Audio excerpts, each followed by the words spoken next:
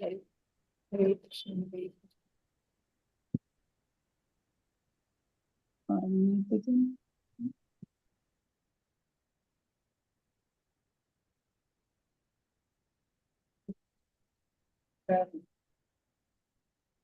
ഭഗവാനി നാരായണ.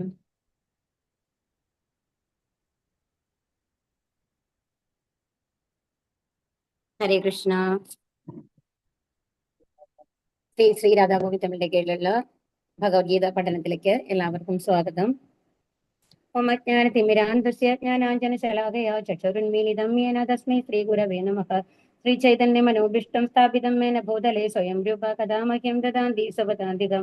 വന്ദേഹം ശ്രീഗുരോ ശ്രീയുത പദകമലം ശ്രീഗുരും വൈഷ്ണവാം ച ശ്രീരൂപം സാഗ്രജാതം സഗണരഘുനാഥാന്വിതം താം സജീവം സാദ്വൈതം സാവധൂതം പരിജനസഹിതം ശ്രീകൃഷ്ണ ചൈതന്യദേവം ശ്രീരാധാകൃഷ്ണപാദാൻ സഗണലളിത ശ്രീവിശാഖാന്വിതം ഹേ കൃഷ്ണ കരുണാ സിന്ധോ ദീനബന്ധോ ജഗത്പദേ ഗോപേശ ഗോപികാ കാന്ത രാധാ കാന്ത നമോസ്തുതേ തപ്ത കാഞ്ചന ഗൗരാംഗീ രാധേ വൃന്ദാവനേശ്വരി വൃഷഭാനുസുതേ ദേവി പ്രണമാമി ഹരിപ്രിയേ വാഞ്ചാകൽപതരൂഭ്യശ്ച കൃപാ സിന്ധുഭ്യേവ ച പതിതാനാം പാവനേഭ്യോ വൈഷ്ണവേഭ്യോ നമോ നമഃ. നമോ വിഷ്ണുപാദായ കൃഷ്ണപ്രേഷ്ഠായ ഭൂതലേ ശ്രീമതേ ഭക്തിവേദാന്ത സ്വാമിൻ ഇതി നാമിനി. നമസ്തേ സാരസ്വതേ ദേവേ ഗൗരവാണി പ്രചാരിണേ നിർവിശേഷ ശൂന്യവാദി പാശ്ചാത്യദേശതാരിണേ. നമോ വിഷ്ണുപാദായ കൃഷ്ണപ്രേഷ്ഠായ ഭൂതലേ ശ്രീമതേ ജയപതാക സ്വാമിൻ ഇതി നാമിനി. നമാചാര്യപാദായ നിതായ കൃപപ്രദായിനി ഗൗരഗദാദാമദായ നഗരഗ്രാമതാരിണി. ജയോ ശ്രീകൃഷ്ണ ചൈതന്യ പ്രഭോ നിത്യാനന്ദ ശ്രീ അദ്വൈത ഗദാധര ശ്രീവാസാദി ഗൗരഭക്തവൃന്ദ. ഹരേ കൃഷ്ണ കൃഷ്ണ കൃഷ്ണ ഹരേ ഹരേ ഹരേ രാമ രാമ രാമ ഹരേ ഹരേ. ഹരേ കൃഷ്ണ ഹരേ കൃഷ്ണ. ഹരേ കൃഷ്ണ. അപ്പൊ ഇന്ന് നമ്മള് എത്രാമത്തെ ശ്ലോകം വരയ്ക്കാണ് നോക്കിയിരുന്നത്? 21ാമത്തെ ശ്ലോകം വരയ്ക്കാണ് അല്ലെ, 4ാമത്തെ അധ്യായത്തില്. അപ്പൊ അതിൽ എന്താണ് പറഞ്ഞത്? മാറ്റിയിട്ടില്ല അല്ലെ. 21ാമത്തെ ശ്ലോകത്തിൽ എന്താ പറഞ്ഞത്? നിരാശീർ യഥചിത്താത്മാ തെക്ത സർവ പരിഗ്രഹഃ ശരീരം കേവലം കർമ്മ കുർവന്നോതി കിൽബിഷം എന്നുള്ളതാണ് ആ ശ്ലോകം. അപ്പൊ ഇവിടെ എന്താ പറയണെന്നുണ്ടെങ്കിൽ മനസ്സിനെയും ബുദ്ധിയെയും പൂർണ്ണമായും നിയന്ത്രിച്ചും തന്റെ സമ്പത്തിലും നേട്ടങ്ങളിലും ഉടമാവകാശബോധം ഉപേക്ഷിച്ചും ജീവിതത്തിന് അത്യാവശ്യമായ കർമ്മങ്ങളിൽ മാത്രം ഏർപ്പെട്ടുകൊണ്ടിരിക്കുന്ന ജ്ഞാനിക്ക് കർമ്മത്തിന്റെ പാപഫലങ്ങൾ അനുഭവിക്കേണ്ടി വരില്ല എന്നുള്ളതാണ് ഇവിടെ പറയുന്നത്. അപ്പൊ എന്താ ചെയ്യേണ്ടത്? അപ്പൊ മെയിൻ ആയിട്ട് എന്താ പറയുന്നത്? നമ്മളുടെ ഇന്ദ്രിയ നിയന്ത്രണം നമ്മൾക്ക് വേണം അല്ലെ. അതായത് മനസ്സിനെയും ബുദ്ധിയെയും പൂർണ്ണമായിട്ട് നിയന്ത്രിക്കാൻ സാധിക്കണം. പിന്നെന്താ വേണ്ടത്? സമ്പത്തും നേട്ടങ്ങളിലും, അതായത് നമ്മൾക്കിപ്പോ സമ്പത്ത് ലഭിക്കുന്നത്, ഒരുപാട് പേര് നിറയെ സമ്പത്ത് ഉള്ള ആൾക്കാരായിരിക്കാം. ചിലർ പൂർവികരായിട്ട് സമ്പത്തുള്ളവരായിരിക്കും അല്ലെ. അതായത് അച്ഛന്റെയും അമ്മയുടെയും കയ്യിൽ നിന്നൊക്കെ കിട്ടിയിട്ടുള്ള സമ്പത്തുകളൊക്കെ ഉള്ള ആൾക്കാർ, നന്നായിട്ട് അനുഭവിക്കാൻ സാധിക്കുന്ന ആൾക്കാരുണ്ടാവും. പക്ഷെ നമ്മൾ എന്താണ് നമ്മളുടെ ഇതിൽ നമ്മൾ തീരുമാനിക്കേണ്ടത് എന്നുണ്ടെങ്കിൽ, ഇതൊന്നും നമ്മളുടേതല്ല, ഭഗവാൻ നമ്മൾക്ക് അനുഭവിക്കാൻ തരുന്നതാണ്. നമ്മൾക്ക് പണമുണ്ടെങ്കിലും പണമില്ലെങ്കിലും ഭഗവാൻ ആ രീതിയിലാണ് നമ്മളെ വെച്ചേക്കണത്. ഓക്കെ, ഇപ്പൊ ഏതെങ്കിലും ഒരു ആവശ്യം വന്നു കഴിഞ്ഞാൽ ഭഗവാൻ എന്തായാലും ഈ ലോകത്ത് ജനിക്കുന്ന ഏത് ജീവജാലങ്ങളാണെങ്കിലും, ഒരു മരമാകട്ടെ, ഒരു മൃഗമാകട്ടെ, ഒരു മനുഷ്യനാവട്ടെ, ആരാണെന്നുണ്ടെങ്കിലും അവർക്ക് ജീവിക്കാനുള്ളതെല്ലാം ഭഗവാൻ വെച്ചിട്ടുണ്ടാവും എന്നുള്ളതാണ്. എത്രയോ ഇതുണ്ട്. ഇപ്പോ നമ്മൾക്കറിയാം, മത്സ്യങ്ങളൊക്കെ ഉണ്ടല്ലോ, അവർക്കൊക്കെ എന്തെങ്കിലും ജീവിക്കാനുള്ള വക കിട്ടുന്നില്ലേ? അതെങ്ങനെയാണ്? അവർക്ക് ആരെങ്കിലും അവരെ അച്ഛനോ അമ്മയോ സമ്പാദിച്ചു വെക്കുന്നുണ്ടോ? മൃഗങ്ങൾക്ക് ആരെങ്കിലും അച്ഛനോ അമ്മയോ സമ്പാദിച്ചു വെക്കുന്നുണ്ടോ? അപ്പൊ നമ്മൾക്കറിയാം, ഐസ്ലാൻഡ് മാറ്റ സ്ഥലങ്ങളിലൊക്കെ എത്ര ബുദ്ധിമുട്ടുള്ള ഒരു സിറ്റുവേഷൻ ആണ് ഉണ്ടാവുക അല്ലെ. പെൻഗ്വിൻ ഉണ്ട്, പോളാർ ബെയറുകളുണ്ട്. അവരൊക്കെ എങ്ങനെയാണ് ജീവിക്കുന്നത്? അവർക്കും അവരുടേതായിട്ടുള്ള ഭക്ഷണം അവർക്ക് കിട്ടുന്നില്ലേ? അവർ സർവൈവ് ആയി പോകുന്നില്ലേ? അതെങ്ങനെയാണ്? അങ്ങനെ നമ്മൾ ചിന്തിച്ചു നോക്കുമ്പോൾ നമ്മൾക്ക് മനസ്സിലാവും, യഥാർത്ഥത്തിൽ നമ്മൾ ജനിക്കുമ്പോൾ നമ്മൾക്ക് എന്താണോ വേണ്ടത്, നമ്മുടെ യോഗ്യതയനുസരിച്ച് അതിനുള്ളത് നമ്മൾക്ക് ഭഗവാൻ തരും. അതിനുവേണ്ടി ഒരുപാട് സംഭരിച്ചു വെക്കേണ്ട ആവശ്യമില്ല. അപ്പൊ ഒരു അച്ഛന്റെ ഒരു പാരന്റിംഗ് എന്ന് പറഞ്ഞു കഴിഞ്ഞാല് മക്കളെ നന്നായി വളർത്തുക, അതായത് കൃഷ്ണ കോൺഷ്യസോടുകൂടി, അതായത് ദൈവ ഭക്തിയോടുകൂടി വളർത്തി ഒരു നല്ല പൗരനാക്കുക എന്നുള്ളതാണ് നമ്മളുടെ ശരിക്കും ഉത്തരവാദിത്വം എന്ന് പറയുന്നത്.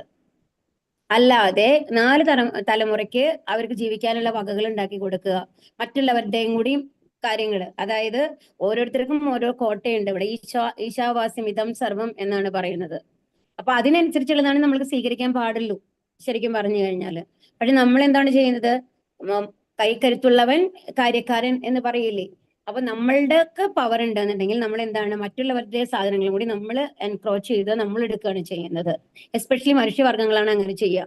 ഇപ്പൊ ഒരു റോഡിൽ വന്നു കഴിഞ്ഞിട്ട് ഒരു അരിഞ്ചാക്ക് കിടക്കുകയാണെന്നുണ്ടെങ്കിൽ ആ ചാക്കിൽ നമ്മൾ എന്താ ചെയ്യുക? കണ്ടു കഴിഞ്ഞാൽ ഹരേ കൃഷ്ണ, ആരുമില്ല അവിടെ, ഒരു അരിയുടെ ചാക്ക് കിടക്കുന്നുണ്ട്, ആർക്ക് വേണമെങ്കിൽ എടുത്തിട്ട് പോകുന്നുള്ള ലെവലിൽ കിടന്നു കഴിഞ്ഞാൽ നമ്മൾ എന്ത് ചെയ്യും?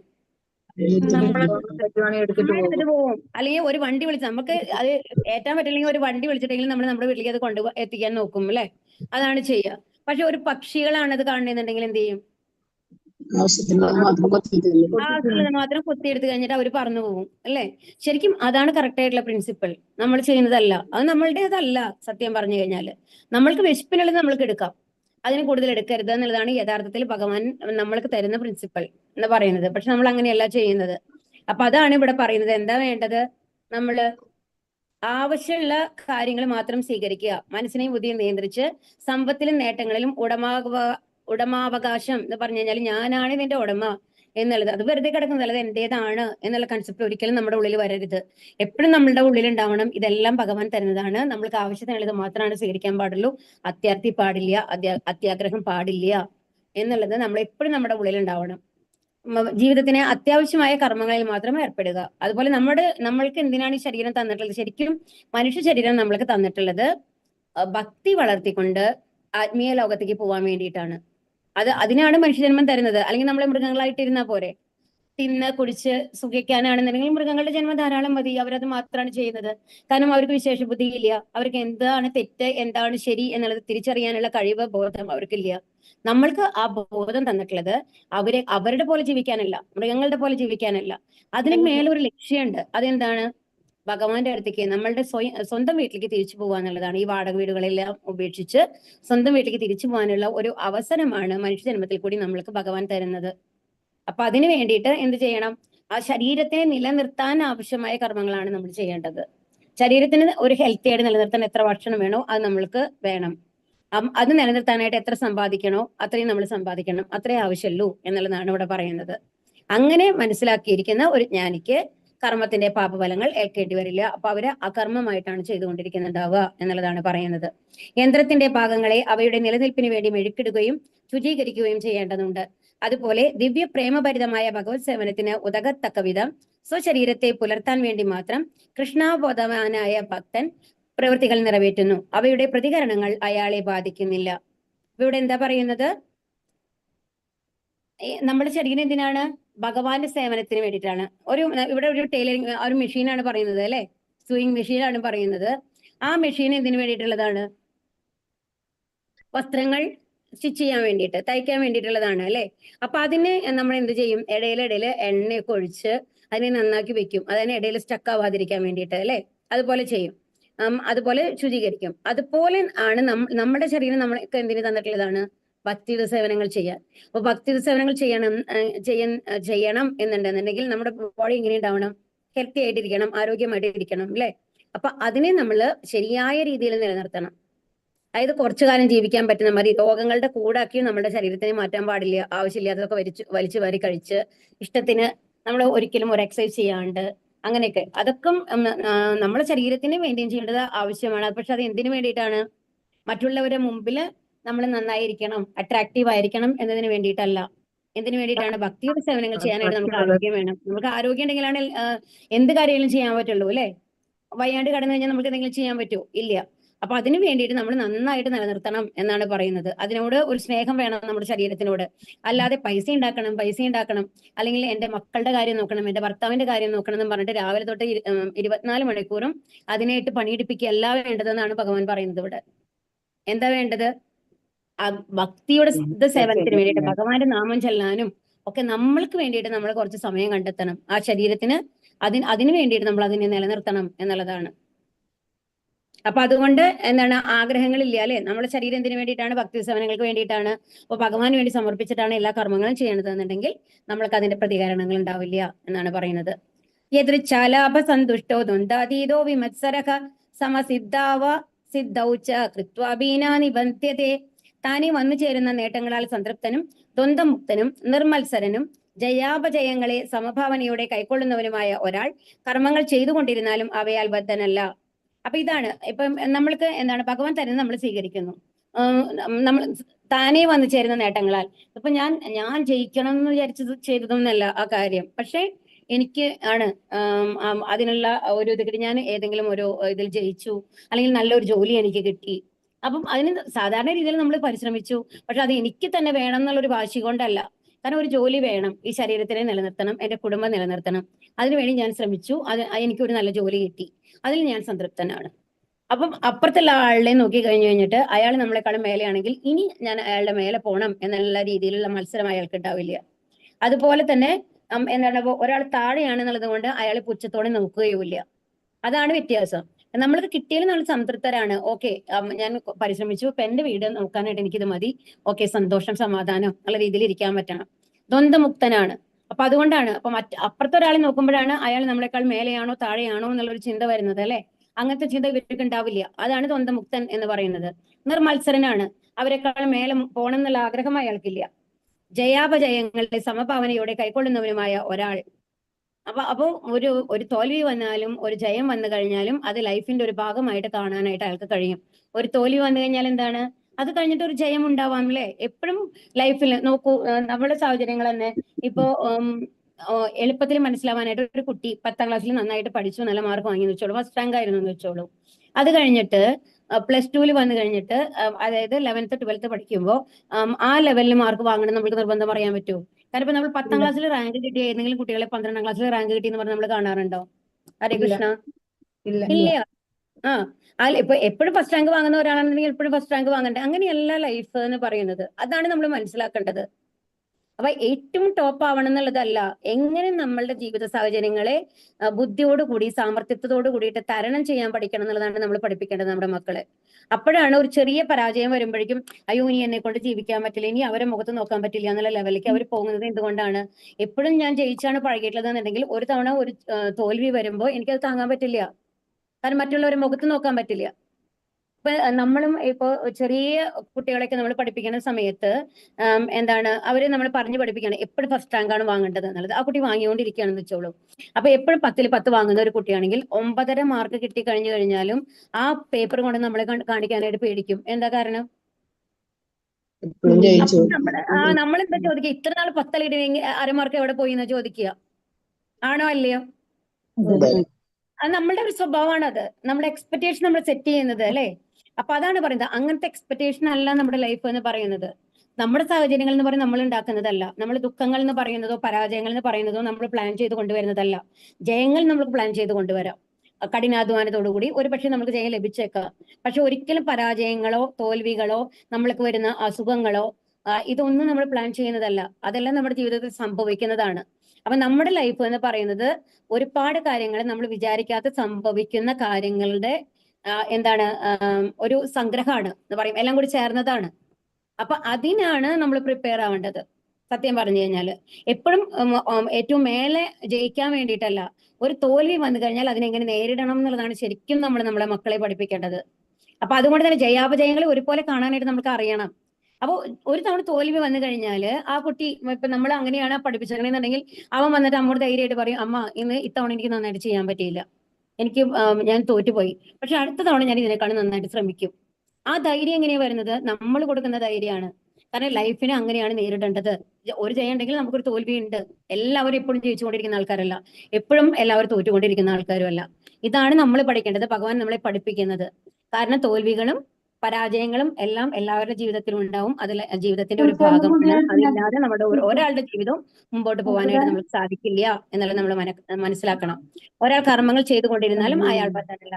അപ്പൊ ഈ രീതിയിലാണ് നമ്മൾ കാണുന്നത് എന്നുണ്ടെങ്കിൽ നമ്മൾക്ക് ആ കർമ്മത്തിന്റെ പ്രതികരണങ്ങൾ ഉണ്ടാവുന്നില്ല എന്നാണ് ഇവിടെ പറയുന്നത്. കൃഷ്ണാവബോധത്തിലുള്ള തന്റെ സേവനത്തിന് മറ്റാരുടെയും പ്രവൃത്തി തടസ്സമായി തീരാൻ അനുവദിക്കുകയില്ല. എങ്കിലും ഭൗതിക ലോകത്തിലെ ദ്വന്ദ്ങ്ങളാൽ അസ്വസ്ഥനാകാതെ ഭഗവത് സേവനാർത്ഥം ഏത് ജോലിയിൽ ഏർപ്പെടാനും ഭക്തന് കഴിയും.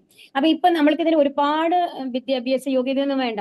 നമ്മൾ വിശ്വസിക്കുകയാണ് ഭഗവാൻ എല്ലാം നോക്കിക്കോളും, ഭഗവാൻ ഇച്ഛയ്ക്കാണ് എല്ലാം നടക്കുന്നത് എന്നുള്ളത് നമ്മുടെ ഉള്ളിൽ പൂർണ്ണ വിശ്വാസം വന്നു കഴിഞ്ഞാല് ഒരു തവണ തോൽക്കുമ്പോൾ നമ്മൾ എന്താ വിചാരിക്കുക? ഹരേ കൃഷ്ണ. പൂർണ്ണമായി ഭഗവാനാണ് നമ്മുടെ കാര്യങ്ങൾ നോക്കുന്നത് എന്നുള്ള വിശ്വാസം ഉണ്ടെങ്കിൽ നമ്മൾക്ക് എന്ത് തോന്നും, ഇപ്പൊ തോറ്റു കഴിഞ്ഞാലും അടുത്ത തവണ ഇതിനേക്കാൾ നല്ലൊരു പ്ലാൻ ഭഗവാൻ വെച്ചിട്ടുണ്ടാവും എന്നുള്ളൊരു വിശ്വാസം നമ്മുടെ ഉള്ളിൽ ഉണ്ടാവും, അല്ലെ? അതെ അതെ അല്ലേ? കാരണം ഭഗവാനെ നമ്മൾ പൂർണ്ണമായിട്ട് വിശ്വസിക്കുന്നുണ്ടെങ്കിൽ ഓക്കെ ഞാൻ ഇത്തവണ എന്തോ കാരണം കൊണ്ട് എനിക്കത് നന്നായിട്ട് ചെയ്യാൻ പറ്റിയില്ല, ഞാൻ പരാജയപ്പെട്ടു. നമ്മളിപ്പോ ഒരു ജോലിക്ക് വേണ്ടിയുള്ള ടെസ്റ്റുകളൊക്കെ എഴുതാൻ പോകുന്ന ആൾക്കാർ എത്രയോ തവണ PSC ടെസ്റ്റ് ഒക്കെ എഴുതിയിട്ടുണ്ടാവും എന്ന് ആലോചിച്ച് നോക്കൂ. ആദ്യത്തെ ടെസ്റ്റ് തന്നെ ജയം ലഭിക്കുമോ? അപ്പൊ നമ്മുടെ പ്രതീക്ഷ എന്താണ്? അടുത്തതിൽ ഞാൻ കുറച്ചും കൂടി പരിശ്രമിക്കും, ഭഗവാന്റെ അനുഗ്രഹം ഉണ്ടാവും അല്ലേ? തീർച്ചയായിട്ടും നമ്മൾക്ക് യോഗ്യത ഉണ്ടെങ്കിൽ ഭഗവാൻ അത് നമ്മൾക്ക് തരും എന്നുള്ള ഒരു പൂർണ്ണ വിശ്വാസം നമ്മൾക്ക് ഉണ്ടെന്നുണ്ടെങ്കിൽ ഒരിക്കലും നമ്മുടെ ലൈഫിൽ മറ്റുള്ളവരുടെ മുമ്പിൽ ഒരു പരാജയമായിട്ട് നിൽക്കില്ല. തീർച്ചയായും ഭഗവാൻ ജയിപ്പിക്കും എന്നുള്ളത് അപൂർവ വിശ്വാസം നമ്മൾക്ക് ഉണ്ടാവണം. അതിന് വേണ്ടിയിട്ട് അപൂർവ വിശ്വാസത്തോട് കൂടിയിട്ട് നമ്മൾ പരിശ്രമിക്കാൻ തുടങ്ങണം. അല്ലാതെ ഞാനാണ് എല്ലാം ചെയ്യുന്നത് എന്നുള്ള ഭാവം വരുമ്പോഴാണ് തോൽവിയും ഈ പരാജയങ്ങൾ എന്നൊക്കെ പറയുന്നത് നമ്മളെ വല്ലാതെ ബാധിക്കുന്നത്. അതിനുശേഷം അതിൽ നിന്ന് നമ്മൾക്ക് മേലേക്ക് വരാൻ പറ്റാത്തത്. അതാണ് ലൈഫ് എന്ന് പറഞ്ഞ് പല കുട്ടികളും ജീവിതം പോലും അവസാനിപ്പിക്കാൻ ശ്രമിക്കുന്നതും അതുകൊണ്ടാണ്. അപ്പൊ എന്ത് വേണം? ദ്വന്ദ്ങ്ങളിൽ അസ്വസ്ഥനാവാൻ പാടില്ല. എന്തായാലും ഭഗവാൻ ഇച്ഛയാണെന്നുള്ള ലെവലിൽ നമ്മൾ ഉറച്ചു വിശ്വസിച്ചുകൊണ്ട് അതിനെ നേരിടണം. സംഘസ്യ മുക്തസ്യ ജ്ഞാനാവസ്ഥിത ചേതസക യജ്ഞായ ചരത കർമ്മ സമഗ്രം പ്രബലീയത. ഭൗതിക പ്രകൃതിയുടെ ഗുണങ്ങളാൽ ബദ്ധനാകാതെ അതീന്ദ്രിയ ജ്ഞാനത്തിൽ പൂർണ്ണമായി സ്ഥിതി ചെയ്യുന്നവരുടെ കർമ്മങ്ങൾ ദിവ്യതയിൽ വിലയം പ്രാപിക്കുന്നു. അപ്പൊ എന്താണ്? അപ്പൊ ഇങ്ങനെ ഭൗതിക കാര്യങ്ങളിൽ അപ്പൊ ഇത് ഞാൻ എന്നുള്ള ഭാവം വിട്ട് കഴിഞ്ഞിട്ടാണ് എല്ലാം ഭഗവാൻ സമർപ്പിച്ച ആൾക്കാരാണെന്ന് പറഞ്ഞു അല്ലെ? അങ്ങനെ ഭൗതിക പ്രകൃതി ഗുണങ്ങളാൽ ബദ്ധനാകാതെ, അപ്പൊ സത്വഗുണോ രജോ ഗുണോ തമോ ഗുണോ അത് എന്ത് നടന്നു കഴിഞ്ഞാലും, സത്വഗുണത്തിൽ നല്ല കാര്യങ്ങൾ നടന്നാലും തമോ ഗുണത്തിൽ ചീത്ത കാര്യങ്ങൾ നടന്നാലും രജോ ഗുണത്തിൽ മിശ്രമായിട്ടുള്ള കാര്യങ്ങൾ നടന്നു കഴിഞ്ഞാലും നമ്മൾ അതിനെക്കുറിച്ച് ഓവറായിട്ട് ചിന്തിക്കുന്നില്ല, എല്ലാം ഭഗവാൻ ചെയ്യാണെന്നുള്ള ധൈര്യത്തോടു കൂടി മുൻപോട്ട് പോവുകയാണെങ്കിൽ എന്താണ്ടാവുക? അവരുടെ കർമ്മങ്ങൾ ദിവ്യതയിൽ വിലയം പ്രാപിക്കുന്നു. അവരുടെ കർമ്മങ്ങളെല്ലാം ഭഗവാന്റെ കർമ്മങ്ങളായിട്ട് മാറുകയാണ്. കാരണം ഭഗവാൻ ആ കർമ്മഫലങ്ങളെ ഏറ്റെടുക്കുകയാണ് ചെയ്യുന്നത് എന്നുള്ളതാണ് പറയുന്നത്. അപ്പൊ നമ്മൾക്ക് തെറ്റുപറ്റില്ല എന്നുള്ളതാണ്. ആ ഒരു മനോഭാവത്തോടു കൂടി ചെയ്യുമ്പോൾ നമ്മൾക്ക് തെറ്റുപറ്റില്ല. എപ്പോഴാണ് നമ്മൾക്കൊരു തെറ്റ് ചെയ്യാൻ തോന്നുന്നത്? ഹരേ കൃഷ്ണ. ഭഗവാന്റെ വിശ്വാസമില്ല. ഭഗവാൻ അനുസരിച്ച് നമുക്ക് തെറ്റ് ചെയ്യാൻ തോന്നില്ലല്ലോ മാതാജി. നമ്മൾ തെറ്റ് ചെയ്യാൻ എപ്പോഴാ തോന്നണേ? നമുക്ക് എന്തെങ്കിലും കാര്യം ചെയ്യണം, തെറ്റ് ചെയ്യണം നമുക്ക് എപ്പോഴാ തോന്നണേ? എന്തെങ്കിലും മറ്റുള്ളവര് അത് നേരായ മാർഗത്തിൽ കൂടെ നമുക്ക് സാധിക്കാൻ പറ്റില്ല. അപ്പോ എന്താണ് മറ്റുള്ളവർ കാണാത്ത രീതിയിൽ നമ്മൾ എന്തെങ്കിലും അത് സാധിക്കണം എന്നുള്ളത് വരുമ്പോഴല്ലേ നമ്മൾക്ക് തെറ്റ് പറ്റുന്നത് അല്ലേ? കാരണം നമ്മൾക്ക് നേരിട്ട് എനിക്ക് നല്ല കോൺഫിഡൻസ് ആണ് ഞാനത് ജയിക്കും എന്നുള്ളതുണ്ടെന്നുണ്ടെങ്കിൽ ഞാൻ നേരിട്ട് ഒരു തെറ്റും ചെയ്യാണ്ട് ചെയ്യും. ഇപ്പൊ എനിക്കൊരു ടെസ്റ്റ് എന്തായാലും പാസ്സായേ ആവണം, അതിന് എന്നെ കൊണ്ട് സാധിക്കില്ല എന്നുള്ള ഒരു ഘട്ടം വരുമ്പോഴാണ് നമ്മൾ തെറ്റായ മാർഗങ്ങൾ അന്വേഷിക്കുന്നത്. എന്താണ് പേപ്പറുകൾ എടുത്തിട്ട് പോവാം, അല്ലെങ്കിൽ മറ്റു നോക്കി എഴുതാം എന്നുള്ളതൊക്കെ വരുന്നത്, ആരുടെങ്കിലും ഹെൽപ്പ് എടുക്കാം എന്നൊക്കെ തോന്നുന്നത് അല്ലേ? ഇപ്പൊ നമ്മൾ പലപ്പോഴും കാണാറുണ്ട് ക്വസ്റ്റ്യൻ പേപ്പർ ഔട്ടായി എന്നൊക്കെ കേൾക്കാറുണ്ടല്ലോ. ഞാൻ നിങ്ങൾക്ക് ഏറ്റവും എളുപ്പമുള്ള എക്സാമ്പിൾ റിലേറ്റ് ചെയ്യാൻ വേണ്ടിയിട്ടാണ് കേട്ടോ ഇങ്ങനത്തെ എക്സാമ്പിൾ ഇടണത്. ഒരുപാട് എക്സാമ്പിൾ നമ്മുടെ ലൈഫിൽ കണ്ടെത്താൻ പറ്റും. ഓക്കെ, അപ്പൊ അതുകൊണ്ട് അപ്പൊ എപ്പോഴാണ് നമ്മൾ തെറ്റുന്നത്? നമ്മൾക്ക് എന്തെങ്കിലും ഒരു കാര്യം സാധിക്കണം, അതിനുള്ള യോഗ്യത നമ്മൾക്ക് ഇല്ല നമ്മൾക്ക് തോന്നുമ്പോൾ, അല്ലെങ്കിൽ അതിനുള്ള എഫേർട്ട് എടുക്കാൻ നമ്മൾ തയ്യാറല്ലെങ്കിൽ, ഏറ്റവും എളുപ്പത്തിൽ ഷോർട്ട് കട്ടിൽ കൂടെ നമ്മൾക്ക് കിട്ടണം എന്ന് വരുമ്പോഴാണ്. പക്ഷെ നമ്മൾക്ക് എന്തെങ്കിലും സാധിക്കണം എന്ന് ആഗ്രഹം ഇല്ലെങ്കിലോ നമ്മൾക്ക് തെറ്റ് ചെയ്യേണ്ട ആവശ്യമുണ്ടോ? ഇല്ല. അവിടെയാണ്. അപ്പൊ ആഗ്രഹങ്ങൾ കൂടുമ്പോഴാണ് തെറ്റുകൾ വരുന്നത്. അപ്പൊ കൃഷ്ണാവബോധത്തിൽ പ്രവർത്തിക്കുന്ന വ്യക്തിയുടെ പ്രവർത്തനങ്ങളെല്ലാം യജ്ഞങ്ങളാണ്. അവയിൽ നിന്നുള്ള പ്രതികരണങ്ങളും അതീന്ദ്രിയതയിൽ ലയിക്കുന്നതിനാൽ അയാൾ ഭൗതിക ഫലങ്ങളാൽ കഷ്ടപ്പെടുന്നില്ല. അപ്പൊ ഇപ്പൊ നമ്മൾ എന്താ ചെയ്യുന്നത്? എല്ലാ കാര്യം ഭഗവാന്റെ ഇച്ഛയാണ്. ഇപ്പൊ ഞാനൊരു വിദ്യാർത്ഥിയാണെന്നുണ്ടെങ്കിൽ ഞാൻ പഠിക്കുന്നു, ഞാൻ ആത്മാർത്ഥമായി ചെയ്യുന്നു, അതിന്റെ റിസൾട്ട് തരുന്നത് ഭഗവാനാണ്. ആ രീതിയിലാണ് ഞാൻ എക്സാം എഴുതാൻ പോകുന്നത്. അപ്പൊ ഞാൻ ഫസ്റ്റ് വാങ്ങണം എന്ന് വിചാരിക്കുന്നില്ല, ഞാൻ ജയിക്കണം എന്ന് വിചാരിക്കുന്നില്ല, ഞാൻ തോൽക്കണം എന്ന് വിചാരിക്കുന്നില്ല. എന്റെ പൂർണ്ണമായിട്ടുള്ള എഫേർട്ട് ഞാൻ കൊടുക്കുമെന്ന് മാത്രമാണ് വിചാരിക്കുന്നത്. അപ്പൊ ഭഗവാന്റെ അനുഗ്രഹം ഉണ്ടെന്നുണ്ടെങ്കിൽ നമ്മൾ എന്താണോ പഠിച്ചത് അത് മുഴുവൻ അവിടെ എഴുതാനുള്ള ബോധം തരുന്നതും ഭഗവാൻ തന്നെയാണ്, മറവി തരുന്നതും ഭഗവാൻ തന്നെയാണ് അല്ലെ? അവിടെ എത്തിക്കാനായിട്ട് സാധിക്കും. അപ്പൊ ഏറ്റവും മുഖ്യമാണ് നമ്മൾ എത്ര ബുദ്ധിയുള്ള ആളാണെങ്കിലും ബുദ്ധി കുറഞ്ഞ ആളാണെങ്കിലും നമ്മുടെ എഫേർട്ടാണ് മുഖ്യം. നമ്മൾ എത്രത്തോളം പ്രയത്നിക്കുന്നു എന്നുള്ളതാണ് ഭഗവാൻ നോക്കുന്നത്. അതിനനുസരിച്ചാണ് നമ്മൾക്ക് പ്രതിഫലങ്ങൾ തരുന്നത്. അപ്പൊ അതുകൊണ്ട് തന്നെ എനിക്ക് ബുദ്ധിയിലെ ഓർക്കാൻ സാധിക്കുന്നില്ല എന്നുള്ള സങ്കടപ്പെടേണ്ട ആവശ്യമില്ല. ഭഗവാനിൽ പൂർണ്ണമായിട്ടും ഉറച്ചു വിശ്വസിക്കുന്ന ആൾക്കാർക്ക് അതിനുള്ള മാർഗം ഭഗവാൻ തന്നെ ഉണ്ടാക്കിക്കോളും, നമ്മൾ ജയിക്കാനുള്ള മാർഗങ്ങളും. അതാണ് നമ്മൾ മനസ്സിലാക്കേണ്ടത്. അവയിൽ നിന്നുള്ള പ്രതികരണങ്ങളും. അപ്പൊ അതുകൊണ്ട് തന്നെ നമ്മുടെ കർമ്മങ്ങൾക്ക് പ്രതികരണങ്ങൾ ഉണ്ടാവുന്നില്ല. ഞാനാണ് ചെയ്യുന്നത് എന്ന് വിചാരിച്ച് ആ ഒരു റിസൾട്ട് പ്രതീക്ഷിച്ച് ചെയ്യുമ്പോഴാണ് നമ്മൾക്ക് കർമ്മ പ്രതികരണങ്ങൾ ഉണ്ടാവുന്നത്. ബ്രഹ്മാർപ്പണം ബ്രഹ്മകവിർ ബ്രഹ്മാഗ്നൗ ബ്രഹ്മണാഹുതം ബ്രഹ്മൈവതേന ഗന്ധവ്യം ബ്രഹ്മകർമ്മ സമാധിന. കൃഷ്ണാബോധത്തിൽ മുഴുകിയ ഒരാൾ ആധ്യാത്മിക പ്രവർത്തനങ്ങൾക്കായി സ്വയം സമർപ്പണം ചെയ്തുകൊണ്ട് നിശ്ചയമായും ആത്മീയ ലോകത്തിൽ എത്തിച്ചേരും. അങ്ങനെയുള്ള യജ്ഞത്തിൽ ഹവിസും യജ്ഞാഗ്നിയും രണ്ടും ആത്മീയ സ്വഭാവമുള്ളതാണ്. അപ്പൊ ഇവിടെ എന്താ പറയുന്നത്? ബ്രഹ്മാർപ്പണം ബ്രഹ്മകവിർ ബ്രഹ്മാഗ്നൗ ബ്രഹ്മണാഹുതം. അത് ഞാൻ എന്നെ തന്നെ പൂർണ്ണമായും ഭഗവാന് സമർപ്പിക്കണം എന്നുള്ളതാണ് ഇവിടെ. എല്ലാം ഞാൻ ചെയ്യുന്നത് എന്തായാലും അപ്പൊ ആധ്യാത്മിക പ്രവർത്തനങ്ങൾക്കായി സ്വയം സമർപ്പണം ചെയ്തൊക്കെയാണ്. ഓക്കെ, എല്ലാം ഭഗവാന് വേണ്ടിയിട്ടാണ് ഞാൻ എന്ത് ചെയ്താലും, അല്ലെ? ആത്മീയ ലോകത്തിൽ എത്തി അങ്ങനത്തെ ആൾക്കാർ തീർച്ചയായിട്ടും എവിടെ എത്തും? ആത്മീയ ലോകത്തിലെത്തും. അങ്ങനെയുള്ള യജ്ഞത്തിൽ ഹവിസും യജ്ഞാഗ്നിയും രണ്ടും അതായത് ഹവിസ് എന്ന് പറഞ്ഞ എന്താ, യജ്ഞാഗ്നി എന്ന് പറയുന്നത് നമ്മൾ ആ ജ്വലിപ്പിക്കുന്ന അഗ്നിയാണ്. വിറകൊക്കെ വെച്ചിട്ട് നമ്മൾ ജ്വലിപ്പിക്കും, അല്ലെ? ഉണങ്ങിയ മരക്കഷ്ണങ്ങൾ വെച്ചിട്ട്.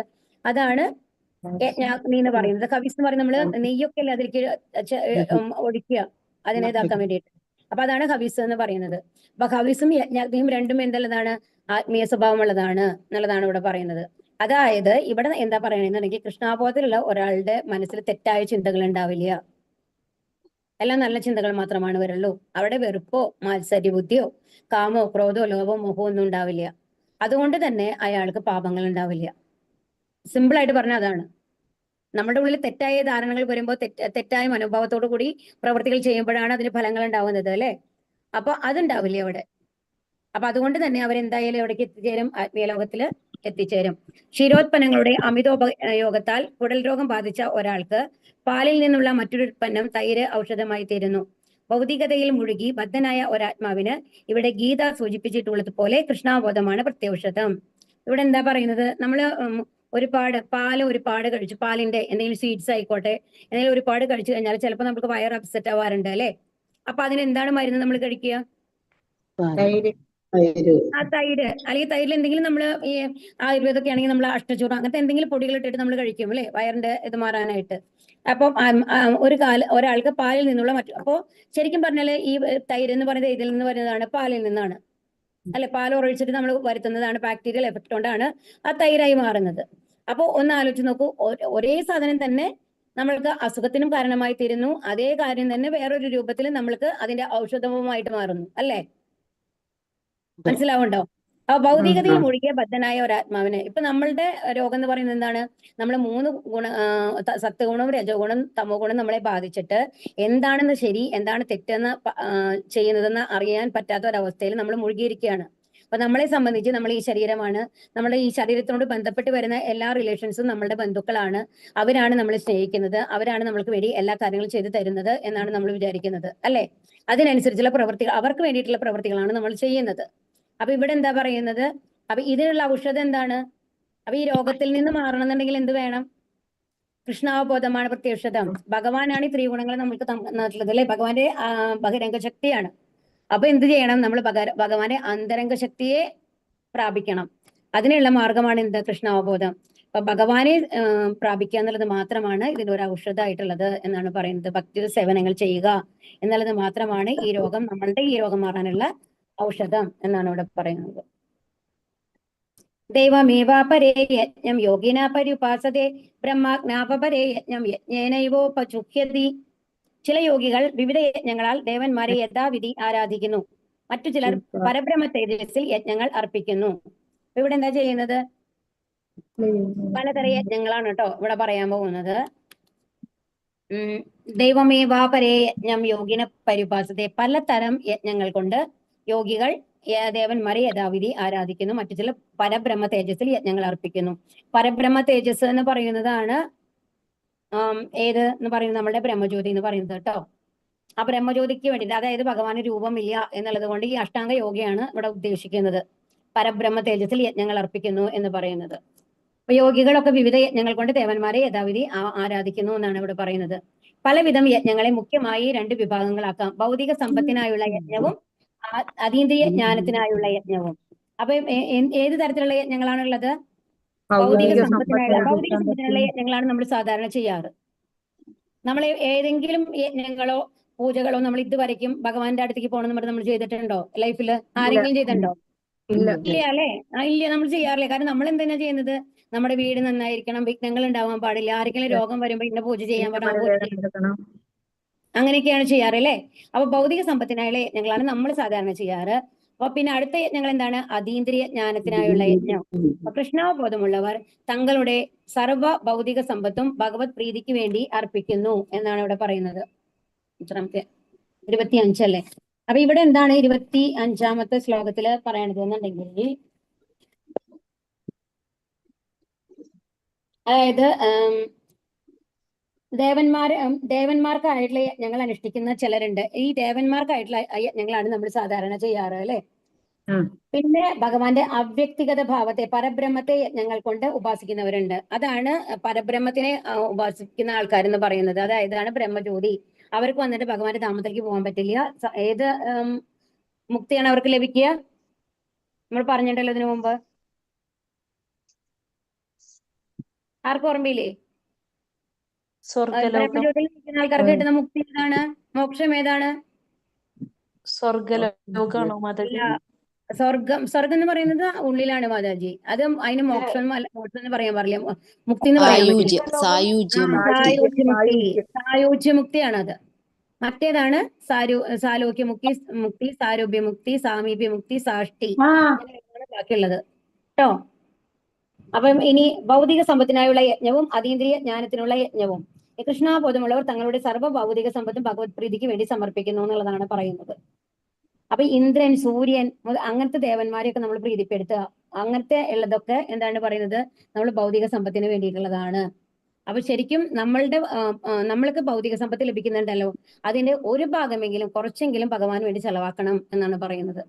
കാരണം ഒരു സ്റ്റോറി ഉണ്ട്, സമയം നോക്കട്ടെ കേട്ടോ. ഒരാൾക്ക് വന്നു കഴിഞ്ഞിട്ട് നല്ല സമ്പത്തുള്ള ഒരാളാണ് കേട്ടോ. അത്രയും ലെവലിലുള്ള ഒരാള്, അയാൾക്ക് വന്നു കഴിഞ്ഞിട്ട് ഒട്ടും വയ്യാണ്ടായിട്ട് ശ്വാസം മുട്ടാണ്, ന്യൂമോണിയ ലെവലിലാണ്. അപ്പൊ ശ്വസിക്കാൻ പറ്റില്ല, അത്രയും കഷ്ടപ്പെടുകയാണ് കഫക്കെട്ട് മൂലം. എന്നിട്ട് ഒരു വലിയ ഹോസ്പിറ്റലിൽ കൊണ്ടുപോയി അഡ്മിറ്റ് ചെയ്ത് കഴിഞ്ഞിട്ട് അയാളെ ICUവിൽ അഡ്മിറ്റ് ചെയ്യാണ്. അപ്പൊ നെബുലൈസർ ഒക്കെ വെച്ച് വളരെ ആ ഒരു ലെവലാണ്, ഓക്സിജൻ സിലിണ്ടറിന്റെ ഹെൽപ്പോട് കൂടിയിട്ടാണ് അയാൾ കിടക്കുന്നത്. എപ്പോ വേണമെങ്കിൽ മരിക്കാന്നുള്ള ഒരു ലെവലാണ് അവിടെ ചെല്ലുന്നത്. പക്ഷെ 1-2 ദിവസത്തില് അവര് ആ വിദഗ്ധ ചികിത്സ കാരണം കൊണ്ട് അയാളെ രക്ഷപ്പെട്ട് പുറത്തു വരികയാണ്. അയാളെ നോർമൽ വാർഡിലേക്ക് കൊണ്ടുവരും. അത് കഴിഞ്ഞിട്ട് പറയും, ഇനി കുഴപ്പമില്ല, ഇനി നിങ്ങൾ മെഡിസിൻസ് എടുത്താൽ മതി, വീട്ടിലേക്ക് പോയിക്കോളൂ, ഇനി നോർമലായിട്ട് നിങ്ങൾക്ക് ശ്വസിക്കാം, ഇതിന്റെ ഒന്നും ആവശ്യമില്ല എന്ന് പറഞ്ഞു കഴിഞ്ഞിട്ട് ഡിസ്ചാർജ് ചെയ്തിട്ട് ബില്ല് കൊണ്ടുവന്ന് കൊടുക്കുകയാണ് അയാൾക്ക്. അപ്പൊ ബില്ല് കൊണ്ടുവന്ന് കൊടുത്ത് ഈ ബില്ല് ഇങ്ങനെ നോക്കി കഴിഞ്ഞ് കഴിഞ്ഞിട്ട് അയാൾ ഇങ്ങനെ കരയാൻ തുടങ്ങും. കരയാന്ന് പറഞ്ഞാൽ സഹിക്കാൻ പറ്റുന്ന മാതിരി കരയാണ് അയാൾ. അപ്പൊ എല്ലാവർക്കും അത്ഭുതവും, കാരണം ഇത് വന്ന അവസ്ഥ എന്ന് പറയുമ്പോൾ അയാൾ മരിക്കുന്നുള്ള ഒരു അവസ്ഥയിലായിരുന്നു. അപ്പൊ അയാൾ സർവൈവ് ആവുമോ എന്നുള്ളത് എല്ലാവർക്കും ഡൗട്ടായിരുന്നു, വീട്ടുകാർക്ക് പോലും ഡൗട്ടായിരുന്നു അയാൾ സർവൈവ് ആവുമോ എന്നുള്ളത്. ഇപ്പൊ ഒന്നുമില്ല, അയാളെല്ലാം നോർമലായി കഴിഞ്ഞിട്ട് അയാൾ വീട്ടിലേക്ക് തിരിച്ചു പോകാനാണ് ഇരിക്കുന്നത്. അപ്പൊ എന്തിനാണ് കരയുന്നത്? എന്താ ബില്ല് വളരെ കൂടുതലാണോ നിങ്ങൾക്ക് എന്ന് ചോദിക്കുകയാണ് അവര്. എന്താണ്, ബില്ല് കണ്ടിട്ടാണോ? അപ്പൊ ICUവിലൊക്കെ അഡ്മിറ്റ് ആയതല്ലേ. അപ്പോ അയാള് പറയാണ്, ഈ ബില്ലൊക്കെ എനിക്ക് വളരെ ഈസി ആയിട്ട് പേ ചെയ്യാൻ പറ്റും. ഞാൻ ഇപ്പോഴാണ് എനിക്ക് മനസ്സിലാവുന്നത് എത്ര കാലമായി ഞാൻ ജീവിക്കാൻ തുടങ്ങിയിട്ട്. എന്റെ 45 വർഷത്തെ ലൈഫിൽ ഇതുവரைക്കും ഞാൻ ശ്വസിക്കാനായിട്ട് ബുദ്ധിമുട്ടിയിട്ടില്ല, വെള്ളത്തിനായിട്ട് ബുദ്ധിമുട്ടിയിട്ടില്ല. ഇതെല്ലാം എനിക്ക് ഫ്രീ ആയിട്ട് തരുന്നത് ഭഗവാനാണ്. അതെല്ലാം ഉപയോഗിക്കുമ്പോൾ ഞാൻ ഒരിക്കൽ പോലും ആലോചിച്ചിട്ടില്ല ഇതൊക്കെ പണം കെട്ടേണ്ട സാധനങ്ങളാണ് എന്നുള്ളത്. ഇപ്പൊ ഈ 2 ദിവസം ഇവിടെ വന്നു കഴിഞ്ഞ് ഈ ഓക്സിജൻ സിലിണ്ടർ ഇട്ടതിന്റെ ബില്ലാണ് നിങ്ങൾ എനിക്ക് കൊണ്ടുതന്നിട്ടുള്ളത്. അപ്പൊ ആ ഭഗവാൻ എത്ര കാരുണ്യവാനാണ് എന്നുള്ളത് എനിക്ക് ഇപ്പോഴാണ് മനസ്സിലാവുന്നത് എന്ന് പറഞ്ഞിട്ടാണ് അയാൾക്ക് അറിയണത്. അപ്പൊ ഒന്ന് ആലോചിച്ചു, നമ്മൾ എപ്പോഴെങ്കിലും ആലോചിക്കാറുണ്ടോ ഇങ്ങനത്തെ കാര്യങ്ങളൊക്കെ? ഭഗവാൻ എന്തെങ്കിലും തിരിച്ചു കൊടുക്കണം നമ്മൾ ആലോചിക്കാറുണ്ടോ? നമ്മൾക്ക് എന്തെങ്കിലും വയ്യായി വന്നു കഴിഞ്ഞാൽ ഭഗവാൻ ഇത്ര വഴിപാട് ഞാൻ ചെയ്യാം എന്നുള്ളത് നമ്മൾ നേരും അല്ലെ. എന്തെങ്കിലും നല്ല കാര്യങ്ങൾ അത്രയും ഇതായിട്ട് നടന്നു കഴിഞ്ഞാൽ എന്തെങ്കിലും ഒരു കുറച്ച് പൈസ കൊണ്ടുപോയി നമ്മൾ ഭണ്ഡാരത്തിൽ ഇടുന്നല്ലാണ്ട് ഈ ഓരോ സാധനങ്ങളും നമ്മൾക്ക് എത്തിച്ചു തരുന്നത്, അത് മരത്തിലെ കായ്കളാവട്ടെ, പഴങ്ങളാവട്ടെ, എന്തായിക്കോട്ടെ, എല്ലാം നമ്മൾക്ക് അതാത് കാലത്ത് മഴ പെയ്ത് നമ്മൾക്ക് നെല്ല് കിട്ടുന്നത്, അരി കഴിക്കാൻ പറ്റുന്നത്, ഇതെല്ലാം ഭഗവാന്റെ കാരുണ്യം കൊണ്ടാണ് നമ്മൾ എപ്പോഴെങ്കിലും ആലോചിക്കാറുണ്ടോ? ആ ഭഗവാന് വേണ്ടി എന്തെങ്കിലും ചെയ്യണം നമ്മൾ ആലോചിക്കാറുണ്ടോ? അതാണ് ഇവിടെ പറയുന്നത്. തീർച്ചയായിട്ടും എന്ത് ചെയ്യണം? നമ്മൾക്ക് കിട്ടുന്നതിന്റെ ഒരു ഭാഗം ആർക്ക് വേണ്ടിയിട്ട് വേണം? ഭഗവത് പ്രീതിക്ക് വേണ്ടിയിട്ട് അർപ്പിക്കണം എന്നുള്ളതാണ്. അത് നമ്മൾ മനസ്സിലാക്കണം, ശരിക്കും മനസ്സിലാക്കി ചെയ്യണം, വെറുതെ അങ്ങനെ ചെയ്യല്ല. ശരിക്കും നമ്മൾ എത്രത്തോളം ഭഗവാന്റെ കാരുണ്യത്തില് ആണ് ഇരിക്കുന്നത് എന്നുള്ളത് നമുക്ക് മനസ്സിലാവുമ്പോൾ നമുക്ക് ഭഗവാന് വേണ്ടി ചെയ്യാനായിട്ട് ബുദ്ധിമുട്ട് തോന്നില്ല. ശ്രോത്രാദീനിന്ദ്രിയാണ്യേന സംയമാഗ്നിഷു ജുഹ്വതി ശബ്ദാദീൻ വിഷയാനന്യ ഇന്ദ്രിയാഗ്നിഷു ജുഹ്വതി. ചിലർ കറ കളഞ്ഞ ബ്രഹ്മചാരികൾ ആത്മസംയമനമാകുന്ന അഗ്നിയിൽ ശ്രവണ പ്രക്രിയകളെയും ഇന്ദ്രിയങ്ങളെയും ഹോമിക്കുന്നു. മറ്റു ചിലർ ആത്മനിയന്ത്രണം കൈവരിച്ച ഗൃഹസ്ഥർ ഇന്ദ്രിയ വിഷയങ്ങളെ ഇന്ദ്രിയമാകുന്ന അഗ്നിയിൽ ഹോമിക്കുന്നു. അപ്പൊ ബ്രഹ്മചാരികൾ എന്താ ചെയ്യുന്നത്? അവരാണ് ഈ അഷ്ടാംഗയോഗന്മാർ ചെയ്യുന്നത് അല്ലെ. ഭഗവാനെ ധ്യാനിച്ചുകൊണ്ടിരിക്കുകയാണ്. അപ്പൊ അവരെന്ത് ചെയ്യുന്നു? എല്ലാ ഇന്ദ്രിയ വിഷയങ്ങളെയും ഉള്ളിലേക്ക് വലിക്കുകയാണ് ചെയ്യുന്നത്, ആമയെ പോലെ അല്ലെ.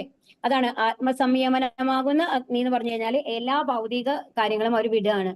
ശ്രവണ പ്രക്രിയ എല്ലാം അതിലേക്ക് ഹോമിക്കുന്നു. അതാണ് അതിനെ ഒരു യജ്ഞമായിട്ട് കാണുകയാണ് അവർ പറയുന്നത്. എല്ലാ ഇന്ദ്രിയങ്ങളെയും ഉള്ളിലേക്ക് വലിച്ചുകൊണ്ട് ഭഗവാനെ ധ്യാനിച്ചുകൊണ്ടിരിക്കുന്നു എന്നുള്ളതിനാണ് ഇവിടെ പറയുന്നത് കേട്ടോ. അപ്പൊ അവരെന്താ ചെയ്യുന്നത്? അവർ ഇന്ദ്രിയ വിഷയങ്ങളെല്ലാം എന്തിനാണ്? ഭഗവാന്റെ ചിന്തയിൽ ഹോമിക്കുകയാണ് ചെയ്യുന്നത് അല്ലെ. അതാണ് പറയുന്നത്. ഇനി നമ്മൾ ഗൃഹസ്ഥന്മാരെന്താ ചെയ്യണം എന്ന് പറയുന്നത്? എല്ലാ ഇന്ദ്രിയ വിഷയങ്ങളെ ഇന്ദ്രിയമാകുന്ന ഇതിൽ ഹോമിക്കുന്നു. അതെങ്ങനെയാണ് ഇന്ദ്രിയങ്ങളിൽ ഹോമിക്കാൻ പറ്റുക? നമ്മൾ ഓരോ പ്രവൃത്തിയും ഭഗവാനിൽ സമർപ്പിച്ച് കഴിയുമ്പോൾ നമ്മളുടേതായിട്ടുള്ള ആഗ്രഹങ്ങൾ ഇല്ലാതാവുന്നു. മനസ്സിലാവുണ്ടോ? ഹരേ കൃഷ്ണ. ഹരേ കൃഷ്ണ. മാതാജി ആത്മനിയന്ത്രണം കൈവരിച്ച ഗൃഹസ്ഥർ എന്താ ചെയ്യുന്നത്? അവരെല്ലാ കർമ്മങ്ങളും ചെയ്യുന്നുണ്ട്, മറ്റൊരു കർമ്മങ്ങൾ ചെയ്യുന്നില്ല അല്ലെ.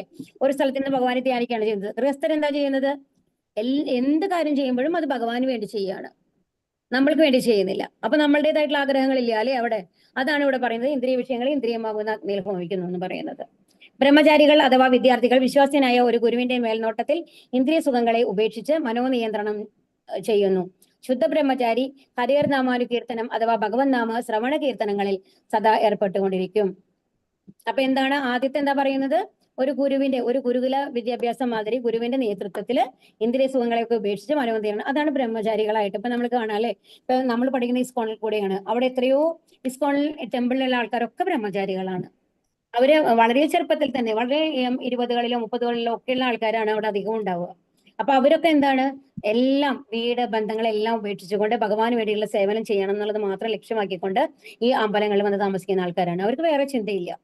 അതാണ് അവർ ഇന്ദ്രിയ സുഖങ്ങളൊക്കെ ഉപേക്ഷിച്ചിട്ടാണുള്ളത്. ഇനി ശുദ്ധ ബ്രഹ്മചാരി എന്താ ചെയ്യുന്നത്? ഹരിഹർ നാമാനുകീർത്തനം, ഹരിഹർ നാമ ഹരിഹർ കേവലം കലൗ നാസ്തേവ ഗതിർ അന്യത. അപ്പൊ കലി സന്ധാരണ ഉപനിഷത്ത് എന്ന് അതിൽ പറഞ്ഞിട്ടുള്ള ഒരു ശ്ലോകമാണിത്. ഈ കലിയുഗത്തില് ഹരിനാമമല്ലാതെ വേറെ വഴിയില്ല എന്നാണ് പറയുന്നത്. 3 തവണയാണ് പറയുന്നത്, ഉറപ്പിച്ചു പറയാണ്. അപ്പം എന്താ ചെയ്യേണ്ടത്? ഹരിനാമ കീർത്തനം ചെയ്തുകൊണ്ട് എപ്പോഴും അതിൽ ഏർപ്പെട്ടുകൊണ്ടിരിക്കുന്ന ആൾക്കാരാണ് ശുദ്ധ ബ്രഹ്മചാരികൾ എന്ന് പറയുന്നത്. സർവാണി ഇന്ദ്രിയ കർമാണി പ്രാണകർമാണി ചാപരെ ആത്മസംയമ യോഗാഗ്നൗ ജുഹ്വതി ജ്ഞാനദീപിതേ. ആത്മസാക്ഷാത്കാരം നേടുന്നതിൽ തൽപരരായ മറ്റു ചിലർ ഇന്ദ്രിയങ്ങളുടെയും മനസ്സിന്റെയും നിയന്ത്രണത്തിലൂടെ എല്ലാ ഇന്ദ്രിയ പ്രവർത്തനങ്ങളെയും പ്രാണപ്രവർത്തനങ്ങളെയും നിയന്ത്രിതമായ മനസ്സാകുന്ന അഗ്നിയിൽ ഹോമിക്കുന്നു. അപ്പൊ ഇവിടെ എന്താ ചെയ്യുന്നത്? ഇത് എല്ലാ പ്രവർത്തനങ്ങളെയും നിയന്ത്രിതമായ അഗ്നി. ഇത് വീണ്ടും അഷ്ടാംഗ യോഗയാണ് ഇവിടെ പറയുന്നത് കേട്ടോ. എല്ലാ ഇന്ദ്രിയങ്ങളെയും വലിച്ചുകൊണ്ട് അവര് ധ്യാനം മുഖാന്തരം ഭഗവാനിലെത്താൻ ശ്രമിക്കുന്നു എന്നുള്ളതാണ് ഇവിടെ പറയുന്നത്. പതഞ്ജലിയുടെ യോഗ പദ്ധതിയാണ് ഇവിടെ സൂചിപ്പിക്കുന്നത്. ആണ് അഷ്ടാംഗ യോഗ എന്ന് പറയുന്നത്. ഇന്ദ്രിയ സുഖാകൃഷ്ടനായിരിക്കുമ്പോൾ ആത്മാവ് പരാഗാത്മാവ് എന്ന് വിളിക്കപ്പെടുന്നു. ഇത് നോട്ട് ചെയ്തോളൂ കേട്ടോ. അപ്പൊ പരാഗാത്മാവ് എന്ന് പറയുന്നത് എന്താണ്? ഒഴുകിയിരിക്കുന്ന സാധാരണ ആൾക്കാര്, ഭൗതിക സുഖങ്ങൾ ഒഴുകിയിരിക്കുന്ന സാധാരണ ആൾക്കാരെ എന്തെന്നാ വിളിക്കുന്നത്? കാരണം നമ്മൾ ആത്മാവാണല്ലോ, അതാണ് പരാഗാത്മാവ് എന്ന് പറയുന്നത്. എന്നാൽ അതേ ആത്മാവ് ഇന്ദ്രിയ സുഖങ്ങളിൽ നിന്ന് പിന്തിരിയുമ്പോൾ പ്രത്യേകാത്മാവ് എന്നറിയപ്പെടുന്നു. അതായത് ഭക്തിയിലേക്ക് തിരിയുമ്പോൾ, ഹരേകൃഷ്ണമാത്രം ജപിക്കാൻ തുടങ്ങി ഭഗവാനിൽ സമർപ്പിച്ച് തന്റെ പ്രവൃത്തികൾ ചെയ്യാൻ തുടങ്ങുമ്പോൾ ആ ആത്മാവിനെ എന്താ പറയുന്നത്? പ്രത്യേകാത്മാവ്. അപ്പൊ 2 തരത്തിലാണ്. പരാഗാത്മാവ് എന്ന് പറയുന്നത് ഭൗതിക സുഖത്തിൽ മുഴുകിയിരിക്കുന്ന ആൾ, ഇന്ദ്രിയ സുഖത്തിൽ ആകർഷനായ ആത്മാവിനെ പരാഗാത്മാവ് എന്ന് പറയുന്നു. ആ ഇന്ദ്രിയ സുഖങ്ങളിൽ നിന്ന് പിന്തിരിയുന്ന ആൾക്കാരെ എന്തെന്നാ പറയുന്നത്? പ്രത്യേകാത്മാവ്. 2 തരത്തിലാണ് ആത്മാക്കളുള്ളത് കേട്ടോ. ദ്രവ്യയജ്ഞാസ്തപോ യജ്ഞ യോഗയജ്ഞാസ്തഥാപരേ സ്വാധ്യായ ജ്ഞാനയജ്ഞാശ്ചായതയ സംശിതവ്രജാത. സ്വയം പ്രതിജ്ഞാബദ്ധരായി ചിലർ തങ്ങൾക്കുള്ളതെല്ലാം ത്യജിച്ച് ബോധദീപ്തരാകുന്നു. മറ്റു ചിലർ കഠിനമായ തപശ്ചര്യകൾ അനുഷ്ഠിച്ചും അഷ്ടാംഗയോഗ പരിശീലനത്താലും അതീന്ദ്രിയ ജ്ഞാന പുരോഗതിക്കായുള്ള വേദ അധ്യയനത്താലും ഈ അവസ്ഥ കൈവരിക്കുന്നു. അപ്പൊ എന്താ പറയുന്നത്? ഏറ്റവും പലതരത്തിലുള്ള യജ്ഞങ്ങളാണ് ഇവിടെ പറയുന്നത് കേട്ടോ. അറിയാത്ത ആൾക്കാർ നോട്ട് ചെയ്തോളൂ. ദ്രവ്യയജ്ഞം, തപോയജ്ഞം, യോഗയജ്ഞം, സ്വാധ്യായ യജ്ഞം. ഇതാണ് 4 തരത്തിലുള്ള യജ്ഞങ്ങൾ ഇവിടെ പറയുന്നത്. ദ്രവ്യയജ്ഞം, ദ്രവ്യയജ്ഞം, തപോയജ്ഞം, യോഗയജ്ഞം, സ്വാധ്യായ യജ്ഞം. സ്വയം പ്രതിജ്ഞാബദ്ധരായി ചിലർ തങ്ങൾക്കുള്ളതെല്ലാം എല്ലാം ത്യജിച്ചിട്ട് ബോധദീപ്തരാകുന്നു എന്നുള്ളതാണ്. മറ്റു ചിലർ എന്താ ചെയ്യുന്നത്? കഠിനമായ തപശ്ചര്യകൾ അനുഷ്ഠിക്കുന്നു. ചിലര് അഷ്ടാംഗയോഗ പരിശീലനം ചെയ്യുന്നു. ചിലര് അതീന്ദ്രിയ ജ്ഞാന പുരോഗതിക്കുള്ള വേദാധ്യയനം നടത്തുന്നു. അപ്പൊ ഇത് പലതരത്തിലുള്ള യജ്ഞങ്ങളാണ് ഇവിടെ പറയുന്നത്. നിദ്രവ്യമായ യജ്ഞം എന്ന് പറയുന്നത് എന്താണ്? വിവിധ ദാനകർമ്മങ്ങൾക്കായി കൈവശമുള്ളതെല്ലാം വിനിയോഗിക്കൽ. ഇപ്പൊ നമ്മൾ ചെയ്യാറുണ്ടല്ലേ, ഏതെങ്കിലും ഓർഫനേജിലത്തെ കുട്ടികൾക്ക് വേണ്ടിയിട്ട് എന്തെങ്കിലും ചെയ്യുന്നു, അനാഥാലയങ്ങൾക്ക് വേണ്ടിയിട്ട് ഇതായിട്ട് എന്താ പറയാ, വയസ്സായ ആൾക്കാർക്ക് വേണ്ടിയിട്ടുള്ള ഇതുണ്ടല്ലോ, വൃദ്ധ ആശ്രമങ്ങളൊക്കെ ഉണ്ടാവുമല്ലോ, അവർക്ക് വേണ്ടിയിട്ട് നമ്മൾ സഹായങ്ങൾ ചെയ്യുന്നു. അങ്ങനെയൊക്കെ ചെയ്യാറുണ്ട്. ചില കുട്ടികൾക്ക് പഠിക്കാനുള്ള സഹായം ചെയ്യുന്നു, അങ്ങനെയൊക്കെ ചെയ്യാറില്ലേ? അങ്ങനത്തെ ദാനധർമ്മങ്ങൾക്കായിട്ട് കൈവശമുള്ളതെല്ലാം ഉപയോഗിക്കുന്നതാണ് ദ്രവ്യമയ യജ്ഞം എന്ന് പറയുന്നത്. മനസ്സിലാവുണ്ടോ? ഇനി തപോമയ യജ്ഞം എന്ന് പറയുന്നത് ചാതുർമാസ്യ വ്രതം എടുക്കുക എന്ന് പറഞ്ഞു കഴിഞ്ഞാല് ഇതെങ്ങനെയാ പണ്ട് കാലത്ത് എങ്ങനെയായിരുന്നു എന്നുണ്ടെങ്കിൽ ഈ ഋഷിമാരൊക്കെ ഹരേ കൃഷ്ണ, ദയവ് ചെയ്ത് എല്ലാവരും ഒന്ന് മ്യൂട്ടിലാവണേ. അപ്പൊ തപോമയ യജ്ഞം എന്ന് പറഞ്ഞു കഴിഞ്ഞാല് എന്താണെന്നുണ്ടെങ്കിൽ ഈ പണ്ട് കാലത്ത് എങ്ങനെയായിരുന്നു എന്നുണ്ടെങ്കിൽ ഈ ഋഷിമാരൊക്കെ ഒരു സ്ഥലത്ത് താമസിക്കില്ല. അവർ പല സ്ഥലത്ത് ഇങ്ങനെ നടന്നുകൊണ്ട് അവർക്ക് ഭാഗവത സപ്താഹങ്ങള് അങ്ങനെയൊക്കെ നടത്തി അവിടുത്തെ ആൾക്കാരൊക്കെ ഉദ്ബുദ്ധരാക്കും, ഭഗവാന്റെ അടുത്തേക്ക് കൊണ്ടുവരാനുള്ള ശ്രമങ്ങൾ നടത്തും. അപ്പൊ അതിൽ വന്നു കഴിഞ്ഞിട്ട് ഈ ചാതുർമാസ്യം എന്ന് പറയുന്നത് നല്ല മഴയൊക്കെ വരുന്ന ആ സമയമാണ്. ആ ചാതുർമാസ്യ സമയത്ത് ഇവർ എന്ത് ചെയ്യുന്നുണ്ടെങ്കിൽ ഏതെങ്കിലും ഒരു സ്ഥലത്ത് താമസിക്കും. അവിടെ ടെന്റൊക്കെ അടിച്ച് ഒരു കുടിലുമാരി കെട്ടി അവിടെ താമസിച്ചിട്ട് അവിടെയുള്ള ആൾക്കാർക്ക് മുഴുവൻ ഏത് ഭഗവത്ഗീതയോ ഭാഗവതോ ഒക്കെ പറഞ്ഞു കൊടുക്കും. അതാണ്. അപ്പൊ അങ്ങനെ ചെയ്യുന്ന ആൾക്കാരാണ് ഭഗവാനെ പ്രീതിപ്പെടുത്താൻ വേണ്ടിയിട്ട് അങ്ങനെ ചെയ്യുന്ന ആൾക്കാരാണ് എന്തെന്ന് അവര് സുഖങ്ങളൊക്കെ ഉപേക്ഷിച്ചിട്ട്. കാരണം അവർക്ക് അത് മാത്രമേ ഉള്ളൂ. കാരണം മറ്റുള്ളവരെ ഭഗവാന്റെ അടുത്തേക്ക് കൊണ്ടുവരാന്നുള്ള ലക്ഷ്യത്തോട് കൂടിയിട്ട് സ്വന്തം സുഖങ്ങൾ ഉപേക്ഷിച്ചുകൊണ്ട് ഇത്തരം കാര്യങ്ങൾ ചെയ്യുന്ന ആൾക്കാരാണ് എന്തെന്ന് തപോമയ യജ്ഞം എന്ന് പറയുന്നത്. മനസ്സിലാവുണ്ടോ?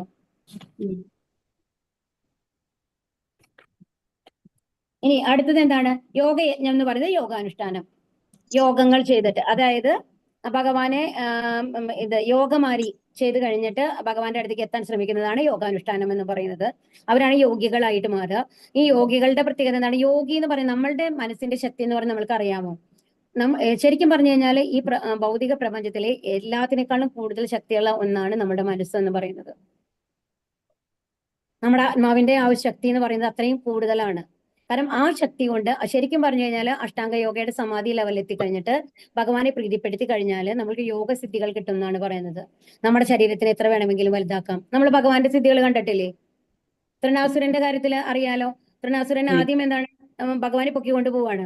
എന്നിട്ട് ഭഗവാന്റെ ഭാരം കൂടി കൂടി കൂടി കൂടി അവസാനം ഭാരം സഹിക്കാൻ പറ്റാണ്ടായി കഴിഞ്ഞിട്ട് എന്തുണ്ട് കയ്യിൽ നിന്ന് വിടേണ്ടി വരികയാണ് അല്ലെ തൃണാസുരന്.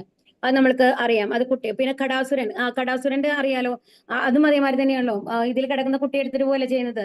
എന്നിട്ട് പിന്നെ ഭാരം കൂടുതലേ ചെയ്യുന്നത് ഭഗവാന് എന്ന് അതുപോലെ അറിയാനായിട്ട് സാധിക്കും. അതുപോലെ തന്നെ ഭഗവാൻ ഏറ്റവും ചെറുതായിട്ട് ഉത്തരയുടെ ഗർഭത്തിൽ പോയപ്പോ എങ്ങനെയാ പോയത്? ഒരു തള്ളവിരലിന്റെ വലുപ്പത്തിലാണ് പോയത്. അപ്പൊ അത്രയും ചെറുതാവാനായിട്ട് ഭഗവാനായിട്ട് സാധിക്കും. എത്രയും ഭാരം കൂടാനായിട്ട് സാധിക്കും, അത്രയും ഭാരം കുറയാനായിട്ട് സാധിക്കും. അതാണ് ഗരിമ, അനിമ, അങ്ങനെ പല ഇതുണ്ട്. മഹിമ, അങ്ങനെ വലുതാവുന്നത്, ഭാരം കൂടുന്നത്, അങ്ങനെ ഏത് രീതികൾ വേണമെങ്കിലും ഈ യോഗസിദ്ധി കൊണ്ട് സാധിക്കും. അത് ഭഗവാന് മാത്രം സാധിക്കുന്നതല്ല, നമ്മൾ ഭഗവാന്റെ അംശമായി നമ്മളുടെ ഓരോരുത്തർക്കും സാധിക്കുന്നതാണ് യോഗസിദ്ധികൾ കൊണ്ട്. ഈ വെള്ളത്തിന്റെ മേലെ കൂടെ ചില ആൾക്കാർ നടക്കും, അങ്ങനെയൊക്കെ പറഞ്ഞ കേൾക്കാറില്ലേ? അപ്പൊ അത്തരം സിദ്ധികളൊക്കെ നമുക്ക് വരുത്താനായിട്ട് സാധിക്കും യോഗയജ്ഞം കൊണ്ട്. അതുപോലെ തന്നെ പണ്ട് കാലത്തെ ഇപ്പൊ നമ്മൾ പറഞ്ഞു ബ്രഹ്മാസ്ത്രം, ഭാഗവതത്തിലൊക്കെ ബ്രഹ്മാസ്ത്രമൊക്കെ നമ്മൾ പറയുന്നുണ്ടല്ലോ. പരീക്ഷിത മഹാരാജാവ് എന്താണ് അശ്വത്ഥാമാവ് പ്രയോഗിക്കുന്നത് അല്ലേ? ആ പരീക്ഷിതനെ കൊല്ലാൻ വേണ്ടിയിട്ട് ഉത്തരയുടെ ഗർഭത്തിലേക്ക്. ആ ബ്രഹ്മാസ്ത്രം എങ്ങനെയാണ് പ്രവർത്തിക്കുക? മന്ത്രങ്ങൾ കൊണ്ടാണ്. അതിന്റെ ഉള്ളിൽ വേറെ നമ്മൾ മെക്കാനിക്കൽ ആയിട്ടുള്ള പവർ ഉപയോഗിച്ചിട്ടോ കരുത്തുകൊണ്ടോ അല്ല അത് ചെയ്യുന്നത്. മന്ത്രശക്തി കൊണ്ടാണ് ആ മന്ത്രങ്ങളൊക്കെ. അതുപോലെ അതേമാതിരി തന്നെ വേറൊരു മന്ത്രം ഉച്ചരിച്ചുകൊണ്ട് ആ ബ്രഹ്മാസ്ത്രത്തെ തിരിച്ചെടുക്കാനായിട്ട് സാധിക്കും. നമ്മൾക്ക് ഇപ്പോ നമ്മൾക്ക് പ്രയോഗിച്ചു കഴിഞ്ഞാൽ ഏതെങ്കിലും സാധനത്തിന് തിരിച്ചെടുക്കാനായിട്ട് സാധിക്കുമോ? ഹരേ കൃഷ്ണ, ഇല്ല, തീർച്ചയായിട്ടും സാധിക്കില്ല അല്ലേ? ഒരു തവണ ബോംബിട്ട് കഴിഞ്ഞു, പിന്നെ എന്ത് റിഗ്രറ്റ് വന്നിട്ട് കാര്യമില്ല, അവിടെയുള്ള ആൾക്കാരൊക്കെ മരിച്ചു എന്നുള്ളത് ഉറപ്പ്. മനസ്സിലാവുണ്ടോ? അതുപോലെ തന്നെ ഈ ബ്രഹ്മാസ്ത്രത്തിന്റെ പ്രത്യേകത എന്താണെന്നുണ്ടെങ്കിൽ എത്ര ഉള്ളിക്കൂടെ ചൊഴിഞ്ഞു പോയാലും ആരെയാണ് ഇവർ മനസ്സിൽ വിചാരിക്കുന്നത്. ഞാൻ ഒരാളെ മനസ്സിൽ വിചാരിച്ചിട്ടാണ് ആ ബ്രഹ്മാസ്ത്രം പ്രയോഗിക്കുന്നതെന്നുണ്ടെങ്കിൽ അയാൾ ഏത് പാതാളത്തിന്റെ ഉള്ളിൽ ഇരിക്കുകയാണെന്നുണ്ടെങ്കിലും ഈ അസ്ത്രം ആ ഒരാളെ മാത്രം തേടി പിടിച്ചു കൊണ്ടുപോയി കൊല്ലും എന്നുള്ളതാണ്. വേറൊരാൾക്കൊന്നും സംഭവിക്കില്ല, അടുത്തുള്ള ആൾക്കാർക്കൊന്നും.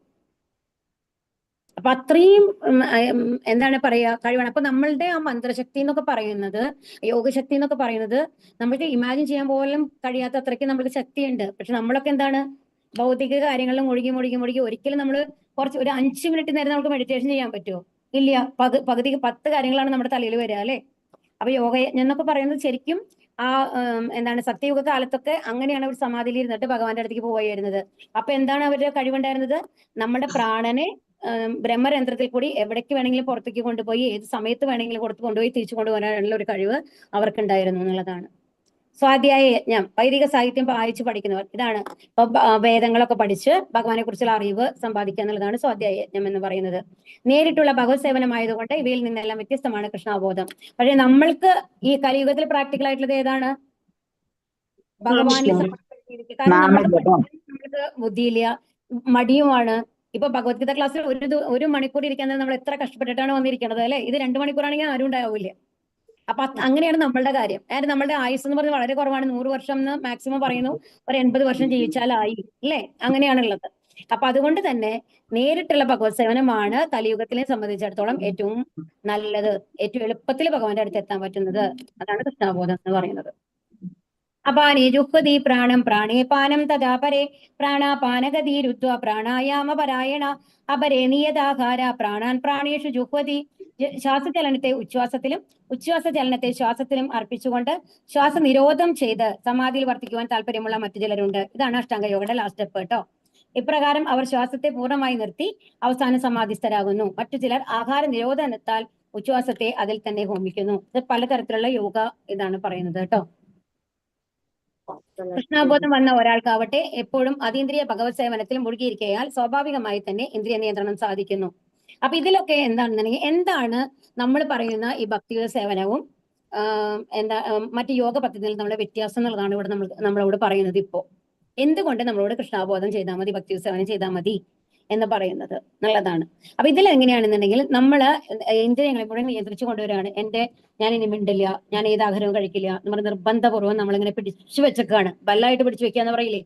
ഒരു ബലൂണിനെ വീർപ്പിച്ചു കഴിഞ്ഞിട്ട് നമ്മൾ കെട്ടിക്കഴിഞ്ഞാൽ അത് അങ്ങനെ ഇരിക്കൂല ബലൂൺ. അതുമാതിരി നമ്മളെ എല്ലാ ഇന്ദ്രിയങ്ങളെയും ബലമായിട്ട് പിടിച്ചു വെച്ചിട്ട് നീ ഏതിനും നമ്മൾ ഇൻവോൾവ് ആവില്ല നമ്മൾ തീരുമാനിച്ച് അങ്ങനെ നിയന്ത്രണം കൊണ്ടുവരാനായിട്ട് ഒരുപാട് കാലം എടുക്കും. നമ്മൾക്കേ അറിയാം എന്താണ് കുറച്ചു നേരം കഴിഞ്ഞാൽ ഒരു 5 മിനിറ്റെങ്കിലും നമ്മൾ മാക്സിമം ശ്രമിച്ചിങ്ങനെ ഇരുന്ന് കഴിഞ്ഞാലും 6ാമത്തെ മിനിറ്റ് ആകുമ്പോഴേക്കും വേറെ ചിന്തകൾ നമുക്ക് വരാൻ തുടങ്ങും അല്ലേ? അപ്പൊ അത്രയും ബുദ്ധിമുട്ടിയിട്ടാണ് ഇവർ ഈ നിയന്ത്രണം സാധിക്കുന്നത്. ഈ ഇന്ദ്രിയ നിയന്ത്രണം കൊണ്ടുവന്നു കഴിഞ്ഞിട്ട് അതിലേക്ക് എന്താ കൊണ്ടുവരുന്നത്? ഭഗവാനെ കൊണ്ടുവരികയാണ് ചെയ്യുന്നത്. ഭഗവാന്റെ രൂപത്തിനെ ധ്യാനിക്കാൻ ശ്രമിക്കുകയാണ് അവർ ചെയ്യുന്നത്. അപ്പൊ ആദ്യം ഇന്ദ്രിയ നിയന്ത്രണത്തിന് ഒരുപാട് കാലം എടുക്കും. അത് കഴിഞ്ഞ് ഭഗവാനെ കൊണ്ടുവന്ന ഭഗവാന്റെ രൂപം മനസ്സിൽ കൊണ്ടുവരാനായിട്ട് ഒരുപാട് കാലം എടുക്കും. അപ്പൊ ഇവിടെ അങ്ങനെയാണ്. അതായത് ഇന്ദ്രിയങ്ങളെ നിയന്ത്രിച്ച് കൊണ്ടുവന്നു കഴിഞ്ഞിട്ട് നമ്മൾ ഏത് തെറ്റായ ചിന്തകളും നമ്മുടെ മനസ്സിൽ വരില്ല എന്നുള്ള ഉറപ്പിച്ച് അങ്ങനെ പൂർണ്ണ ശുദ്ധി വരുമ്പോഴാണ് നമ്മൾക്ക് ഭഗവാനെ കാണാനായിട്ട് സാധിക്കുന്നത്. മനസ്സിലാവുണ്ടോ? പക്ഷെ ഭക്തി സേവനത്തിൽ നമ്മൾ എന്താ ചെയ്യുന്നത് എന്നുണ്ടെങ്കിൽ നമ്മൾ ഇതൊന്നും നമ്മൾ ശ്രമിക്കുന്നില്ല. നമ്മളോട് എന്താ ചെയ്യാൻ പറഞ്ഞിട്ടുള്ളത്? ഇപ്പോ ഹരേകൃഷ്ണ മന്ത്രം ജപിക്കാൻ. അതെങ്ങനെയാണ് ഹരേകൃഷ്ണ മന്ത്രം ജപിക്കാൻ പറഞ്ഞിട്ടുള്ളത്? ഓരോ മന്ത്രവും നമ്മൾ കേൾക്കണം. ഹരേ കൃഷ്ണ കൃഷ്ണ കൃഷ്ണ ഹരേ ഹരേ, ഹരേ രാമ രാമ രാമ ഹരേ ഹരേ എന്ന് കേൾക്കാനാണ് നമ്മളോട് പറയുന്നത് അല്ലെ? ഇത് നമ്മൾ ശ്രദ്ധിച്ച് കുറച്ച് ദിവസം നമ്മൾ ചെയ്യാൻ തുടങ്ങി. വേറെ ഒന്നും നമ്മൾ ചെയ്യേണ്ട. ഈ ഹരേകൃഷ്ണ മന്ത്രം ജപിക്കുമ്പോൾ നമ്മൾ അത് കേട്ട് നമ്മളത് ജപിക്കാൻ തുടങ്ങി കഴിഞ്ഞാല് അറിയാതെ തന്നെ നമ്മുടെ മനസ്സ് ശുദ്ധാവാൻ തുടങ്ങും എന്നുള്ളതാണ്. അവര് കോടിക്കണക്കിന് വർഷം, അതായത് ലക്ഷക്കണക്കിന് വർഷം എടുത്തിട്ട് ആ സമാധിയിൽ എത്തുന്ന സമയത്തിന് നമ്മളിത് ഹരേകൃഷ്ണ മന്ത്രം ജപിക്കാൻ തുടങ്ങുമ്പോൾ തന്നെ നമ്മുടെ മനസ്സ് ശുദ്ധാവുകയാണ് ചെയ്യുന്നത്. അപ്പൊ അവിടെ മനസ്സിന്റെ ശുദ്ധി എന്ന് പറയുന്നത് ഏറ്റവും അവസാനമാണ് വരുന്നത്. നമ്മൾക്ക് ആദ്യം വരുന്നത് എന്താണ്? മനസ്സിന്റെ ശുദ്ധിയാണ് വരുന്നത്. മനസ്സിലാവുണ്ടോ? അപ്പൊ ആ മനസ്സിന് ശുദ്ധി വന്നു കഴിഞ്ഞാൽ തന്നെ നമുക്ക് ഇന്ദ്രിയ നിയന്ത്രണം വരും. എനിക്ക് അതിനോട് ഇഷ്ടം ഉണ്ടാവില്ല. മനസ്സ് പറയുകയാണ് എനിക്കത് വേണ്ട എന്ന് പറഞ്ഞു കഴിഞ്ഞാൽ നമ്മൾ ഇഷ്ടമില്ലാത്ത ഒരു സാധനത്തിന് നമ്മൾ ഒരിക്കലും കഴിക്കാനായിട്ട് ആഗ്രഹിക്കില്ല അല്ലെ? അതാണ് ആ ശുദ്ധി തനിയെ വരും എന്നുള്ളതാണ് ഈ നാമം ചെല്ലുന്നത് കൊണ്ട്. അപ്പൊ ഇവിടെ അതുകൊണ്ട് സ്വാഭാവികമായി തന്നെ ഇന്ദ്രിയ നിയന്ത്രണം സാധിക്കുന്നു. നമ്മൾ അതിനുവേണ്ടി പ്രയത്നിക്കേണ്ട ആവശ്യമില്ല. നമ്മൾ പ്രയത്നിക്കാതെ തന്നെ നമ്മുടെ മനസ്സ് ശുദ്ധമായിട്ട് നമ്മൾക്ക് ഇന്ദ്രിയ നിയന്ത്രണം നമ്മൾ അറിയാതെ തന്നെ നമ്മൾക്ക് വരും എന്നുള്ളതാണ്. ജീവിതാവസാനത്തിൽ കൃഷ്ണന്റെ അതീന്ദ്രിയ തലത്തിൽ സ്വാഭാവികമായും അയാൾ എത്തിച്ചേരും. ആ നിലയ്ക്ക് തന്റെ ഇഹലോക ജീവിതം ദീർഘിപ്പിക്കാൻ ആ ഭക്തൻ ശ്രമിക്കുകയുമില്ല. അപ്പൊ എന്താണ് അങ്ങനെ വരുമ്പോ എന്താണ് നമ്മളിപ്പോഴും ഭഗവാന്റെ ചിന്തയാണ് നമ്മൾക്കുള്ളത്. വേറെ ഒന്നും നമുക്ക് വരുന്നില്ല. ഇപ്പോഴേ തന്നെ ഹരികൃഷ്ണ മന്ത്രം ജപിക്കാൻ തുടങ്ങിയ ആൾക്കാർക്ക് അറിയാം ഇടയിൽ നമുക്ക് അറിയാണ്ട് തന്നെ ഹരികൃഷ്ണ എന്ന് വന്നുകൊണ്ടിരിക്കും. ഭഗവാന്റെ നാമവും ഭഗവാന്റെ രൂപവും തമ്മിൽ ഒരു വ്യത്യാസമില്ല എന്ന് മനസ്സിലാക്കണം. ഭഗവാന്റെ നാമം നമ്മുടെ വായിൽ തന്നെ വന്നു കഴിഞ്ഞാൽ തന്നെ നമ്മൾ ഭഗവാൻ നമ്മുടെ കൂടെ ഉണ്ട് എന്നുള്ളതാണ് അതിന്റെ അർത്ഥം. അപ്പൊ അതിന് എന്താണ് ഇനി ഭഗവാന്റെ അടുത്ത് എത്താൻ വേണ്ടിയിട്ട് നമ്മുടെ കുറെ കാലം ജീവിക്കണം എന്നൊന്നും നമ്മൾ വിചാരിക്കേണ്ട ആവശ്യമില്ല എന്നുള്ളതാണ് പറയുന്നത് ഇവിടെ. സർവേപ്യതേ യജ്ഞവിദോ യജ്ഞക്ഷപിത കൽമഷാഖ യജ്ഞശിഷ്ടാമൃത ഭുജോ യാന്തി ബ്രഹ്മ സനാതനം. യജ്ഞോദ്ദേശം ഗ്രഹിച്ചവരും യജ്ഞത്താൽ പാപപ്രതികരണങ്ങൾ നീങ്ങിയവരുമാണ് ഈ യോഗികളെല്ലാം. യജ്ഞഫലങ്ങളുടെ അമൃതം നുകർന്ന അവർ പരമമായ സനാതന വ്യോമത്തിലേക്ക് മുന്നേറുന്നു.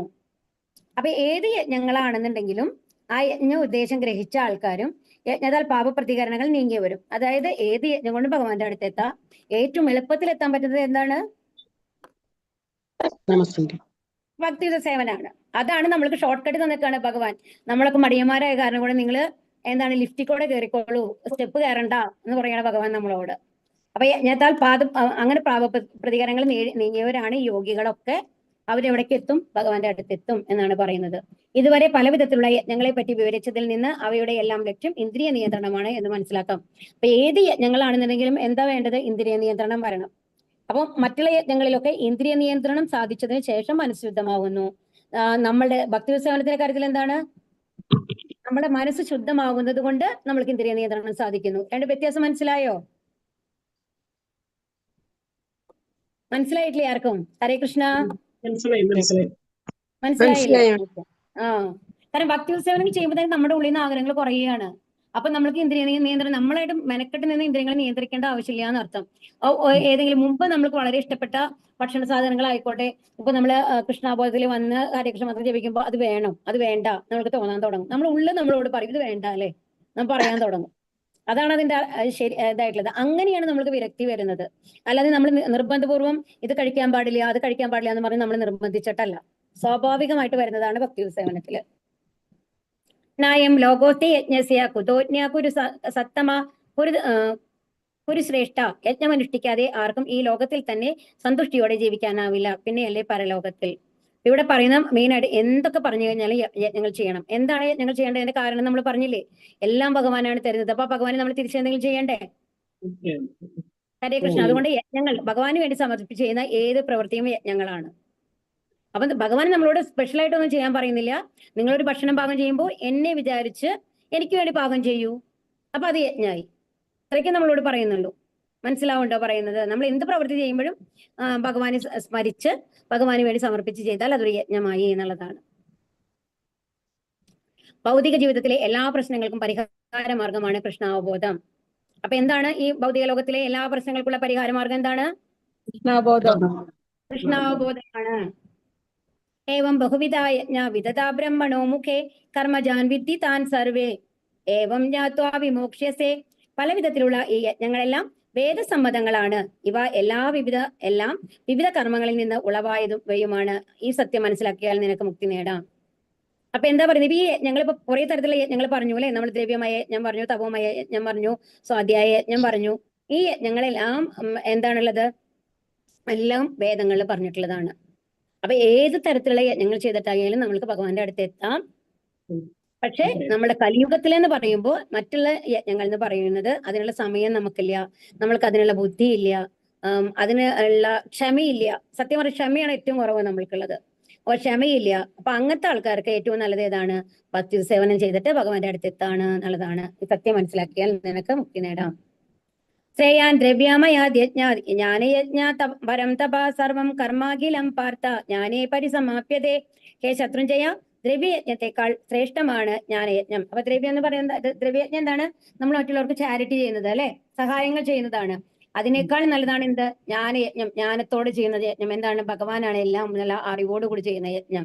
ഹേ പാർത്ഥ, സർവ്വകർമ്മത്യാഗങ്ങളും ഒടുവിൽ ചെന്നെത്തുന്നത് ദിവ്യജ്ഞാനത്തിലാണ്. അപ്പൊ നമ്മൾ കർമ്മത്യാഗം എന്തിനു വേണ്ടിയിട്ടാണ് ചെയ്യേണ്ടത്? കർമ്മത്യാഗം ചെയ്യാന്ന് പറഞ്ഞു കഴിഞ്ഞാൽ കർമ്മങ്ങൾ ചെയ്യാതിരിക്കുക എന്നല്ല, കർമ്മത്തിന്റെ ഫലങ്ങൾ ത്യാഗം ചെയ്യാന്ന് പറയുന്നതാണ് കേട്ടോ. അതാണ് ഭഗവാന് സമർപ്പിച്ച് എല്ലാ കർമ്മങ്ങളും ചെയ്യുക എന്നുള്ളതാണ് ഇവിടെ ഉദ്ദേശിക്കുന്നത്. പൂർണ്ണജ്ഞാനത്തിൽ എത്തിച്ചേരുകയും ലൗകിക ദുരിതങ്ങളിൽ നിന്ന് മോചനം നേടുകയും അവസാനം അതീന്ദ്രിയ പ്രേമത്തോടെയുള്ള ഭഗവത് സേവനത്തിൽ മുഴുകയുമാണ് എല്ലാ ഞങ്ങളുടെയും ഉദ്ദേശ്യം. പൂർണ്ണജ്ഞാനത്തിൽ എത്തിച്ചേരുന്നു. അപ്പൊ നമ്മൾ പറഞ്ഞു എന്താണ്? നമ്മള് ചെടി, ഒരു മരം കൊണ്ടുവന്ന് വെച്ച് നമുക്ക് അതിനെ വലുതാക്കണം. പക്ഷെ വെള്ളം എവിടെയാണ്? വെള്ളം ഒഴിക്കണം എന്ന് നമുക്ക് പറഞ്ഞു തന്നിട്ടുണ്ട്. എവിടെയാ വെള്ളം ഒഴിച്ചാലാണ് ഈ ചെടി വളരാൻ നമുക്ക് അറിയില്ല. അപ്പൊ നമ്മൾ ആദ്യം എന്ത് ചെയ്യുന്നു? ആദ്യം കുറച്ച് ഇലയിൽ വെള്ളം ഒഴിച്ചു നോക്കുന്നു, പിന്നെ തണ്ടില് വെള്ളം ഒഴിച്ചു നോക്കുന്നു, അതിന് പൂവില് കായലൊക്കെ വെള്ളം ഒഴിച്ചു നോക്കിയിട്ട് അതെല്ലാം ഉണങ്ങി പോവാണ് ചെയ്യുന്നത്. അവസാനം നമ്മൾക്ക് മനസ്സിലാവുകയാണ് വേരിൽ വെള്ളം ഒഴിക്കണം എന്നുള്ളത്. ഓക്കെ, അപ്പൊ ആ ചെടി വലുതാവുന്നു നമ്മൾ മനസ്സിലാക്കി. ഓക്കെ, അപ്പൊ നമ്മൾ എന്ത് ചെയ്യും? വേരിൽ വെള്ളം ഒഴിക്കും. അതല്ലേ? കറക്റ്റ് അല്ലേ? ഇനി അതിന് പകരം നമ്മളോട് പറഞ്ഞു തരികയാണ്, ചെടിക്ക് വേരിന് വെള്ളം ഒഴിച്ചു കഴിഞ്ഞാൽ ചെടി വലുതാവും. അതിനെ പൂർണ്ണമായും വിശ്വസിച്ചുകൊണ്ട് നമ്മൾ വേരിൽ വെള്ളം ഒഴിച്ചു കഴിഞ്ഞാലോ അപ്പോഴും ആ ചെടി വലുതാവും. ഏതാണ് ഏറ്റവും ഷോർട്ട് കട്ട് ആയിട്ടുള്ള മെത്തേഡ്? ഹരേ കൃഷ്ണ. നമ്മൾ വേരിന് വെള്ളം ഒഴിക്കുകയാണെന്നുണ്ടെങ്കിൽ അത് വലുതാവും അല്ലേ? ആ ചെടി വലുതാവും എന്നുള്ളതാണ് നമ്മൾക്ക് അറിവ്, ആ അറിവാണ് ഭക്തി സേവനം എന്ന് പറയുന്നത്. നമ്മളുടെ പൂർവികന്മാർ, നമ്മുടെ ആചാര്യന്മാർ നമ്മൾക്ക് പറഞ്ഞു തരികയാണ്, നിങ്ങൾ ഹരേകൃഷ്ണ മാത്രം ജപിക്കൂ, നിങ്ങൾ ഭഗവാന്റെ പ്രസാദമായിട്ട് സമർപ്പിച്ച് കഴിക്കൂ, അങ്ങനെ ചെയ്തു കഴിഞ്ഞാൽ ഭഗവാന്റെ അടുത്ത് എത്താമെന്ന് പറഞ്ഞ് നമ്മൾ അനുസരിച്ച് ചെയ്യുകയാണെങ്കിൽ നമ്മൾ അവിടെ എത്തും, അല്ലേ? അതല്ല, ഇത് അന്വേഷിച്ച് ആരാണ് ഭഗവാൻ എന്നുള്ളതൊക്കെ അന്വേഷിച്ച് ഈ വേദങ്ങൾ മുഴുവൻ പഠിച്ച് അതിൽ നിന്നൊക്കെ അറിവ് സമ്പാദിച്ച് വീണ്ടും അവർ ചെന്നെത്തുന്നത് എവിടേക്കാണ്? ഭക്തി സേവനം ചെയ്യണം. അപ്പൊ ഇതന്നെയാണ് നമ്മൾ ചെയ്യാൻ പോകുന്ന കാര്യം, തന്നെയാണ് അവരും ചെയ്യാൻ പോകുന്നത്, അല്ലേ? ഭക്തി സേവനം ചെയ്യണം, ഭഗവാന് പ്രസാദം സമർപ്പിക്കണം എന്നുള്ളത് തന്നെയാണ് അവരത് പഠിച്ചു വരാൻ പോകുന്നത്. അവർ അത്രയും സമയമെടുത്ത് സ്വയം അന്വേഷിച്ച് കണ്ടുപിടിച്ച് വരുന്നതിന് പകരം നമ്മൾ എന്ത് ചെയ്യുന്നു? ആചാര്യന്മാര് പറഞ്ഞത് അനുസരിക്കുന്നു. അത്രേ വ്യത്യാസമുള്ളൂ. മനസ്സിലാവുണ്ടോ? അപ്പൊ എന്തായാലും ഭക്തി സേവനത്തിൽ തന്നെയാണ് ഞങ്ങൾ അവസാനം എത്തുന്നത്. തദ്വിധി പ്രണിപാതേന പരിപ്രശ്നേന സേവയ ഉപദേശന്തി തേ ജ്ഞാനം ജ്ഞാനിനസ്തത്വദർശിനഃ. ഒരു ആധ്യാത്മിക ഗുരുവിനെ സമീപിച്ച് സത്യത്തെക്കുറിച്ച് അറിയാൻ ശ്രമിക്കണം. അദ്ദേഹത്തെ സേവിക്കുക, അദ്ദേഹത്തിൽ നിന്ന് വിനയപൂർവ്വം ചോദിച്ചറിയുക. ആത്മസാക്ഷാത്കാരം ലഭിച്ച ഒരാൾ സത്യം കണ്ടറിഞ്ഞിരിക്കുകയാൽ അദ്ദേഹത്തിന് ജ്ഞാനോപദേശം ചെയ്യാൻ കഴിവുണ്ട്. ഇത് ഏറ്റവും ഇമ്പോർട്ടന്റ് ആയിട്ടുള്ള ശ്ലോകമാണ് കേട്ടോ. ഈ അധ്യായത്തിലെ ഏറ്റവും ഇമ്പോർട്ടന്റ് ആയിട്ടുള്ള ശ്ലോകമാണിത്. തദ്വിധി പ്രണിപാതേന പരിപ്രശ്നേന സേവയ ഉപദേക്ഷ്യന്തി തേ ജ്ഞാനം ജ്ഞാനിനസ്തത്വദർശിനഃ. ഒരു ആധ്യാത്മിക ഗുരുവിനെ സമീപിച്ച് സത്യം എന്തെന്ന് അറിയാം. അപ്പൊ നമ്മൾക്ക് എന്ത് വേണം? നമ്മൾക്ക് സ്വയം ഇത് പഠിക്കാനായിട്ട് സാധിക്കില്ല എന്നാണ് പറയുന്നത്. അതിന് ആരുടെ സഹായം വേണം? ഒരു ഗുരുവിന്റെ സഹായം വേണം, ആധ്യാത്മിക ഗുരുവിന്റെ സഹായം വേണം. അതാണ് അദ്ദേഹത്തിനോട് നമ്മൾ ചോദിച്ചു മനസ്സിലാക്കുക. അദ്ദേഹം പറയുന്നത് ഇവിടെ എന്താണ് പറയുന്നത് ശ്രദ്ധിക്കൂ. അദ്ദേഹത്തെ സേവിക്കുക, ഹരേ കൃഷ്ണ, അദ്ദേഹത്തെ സേവിക്കുക, അദ്ദേഹത്തിൽ നിന്ന് വിനയപൂർവ്വം ചോദിച്ചറിയുക എന്നുള്ളതാണ്. അപ്പൊ എന്താ പറയുന്നത്? അദ്ദേഹത്തെ സേവിക്കണം. അതായത് ഗുരുകുല ഇതിലൊക്കെ സാന്ദീപനി മുനിയുടെയൊക്കെ കഥകൾ അറിയാം, അല്ലെ? ഭഗവാനൊക്കെ അവിടെ പോയി താമസിച്ചിട്ടാണ് പഠിച്ചത്. അപ്പൊ എന്താണ് ചെയ്യുക? അവർക്ക് വേണ്ട കാര്യങ്ങളൊക്കെ അവർ ചെയ്തു കൊടുക്കും. അത് കഴിഞ്ഞിട്ടോ അദ്ദേഹത്തിൽ നിന്ന് വിനയപൂർവ്വം, ഒരിക്കലും ഗുരു പറയുന്നത് അങ്ങനെ തന്നെ അനുസരിക്കണം എന്നല്ല ഇവിടെ പറയുന്നത്. എന്താ പറയുന്നത്?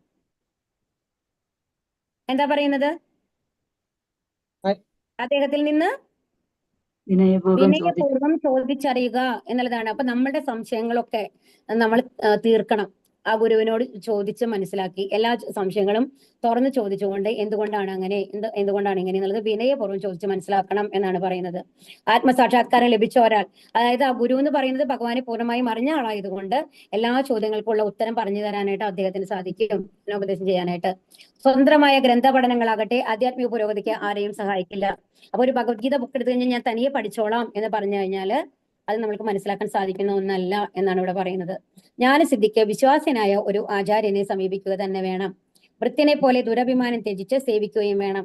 അപ്പൊ എന്ത് വേണം? അത് കഴിഞ്ഞിട്ട് അദ്ദേഹത്തിന് എന്തെങ്കിലും സഹായങ്ങൾ ചെയ്തു കൊടുക്കണമെങ്കിൽ നമ്മൾ ചെയ്തു കൊടുക്കണം. ആ ഗുരുവിനെ സേവിക്കണം. നമ്മളപ്പോൾ ഞാൻ വലിയ ആളാണെന്നുള്ള ഭാവം കളയണം.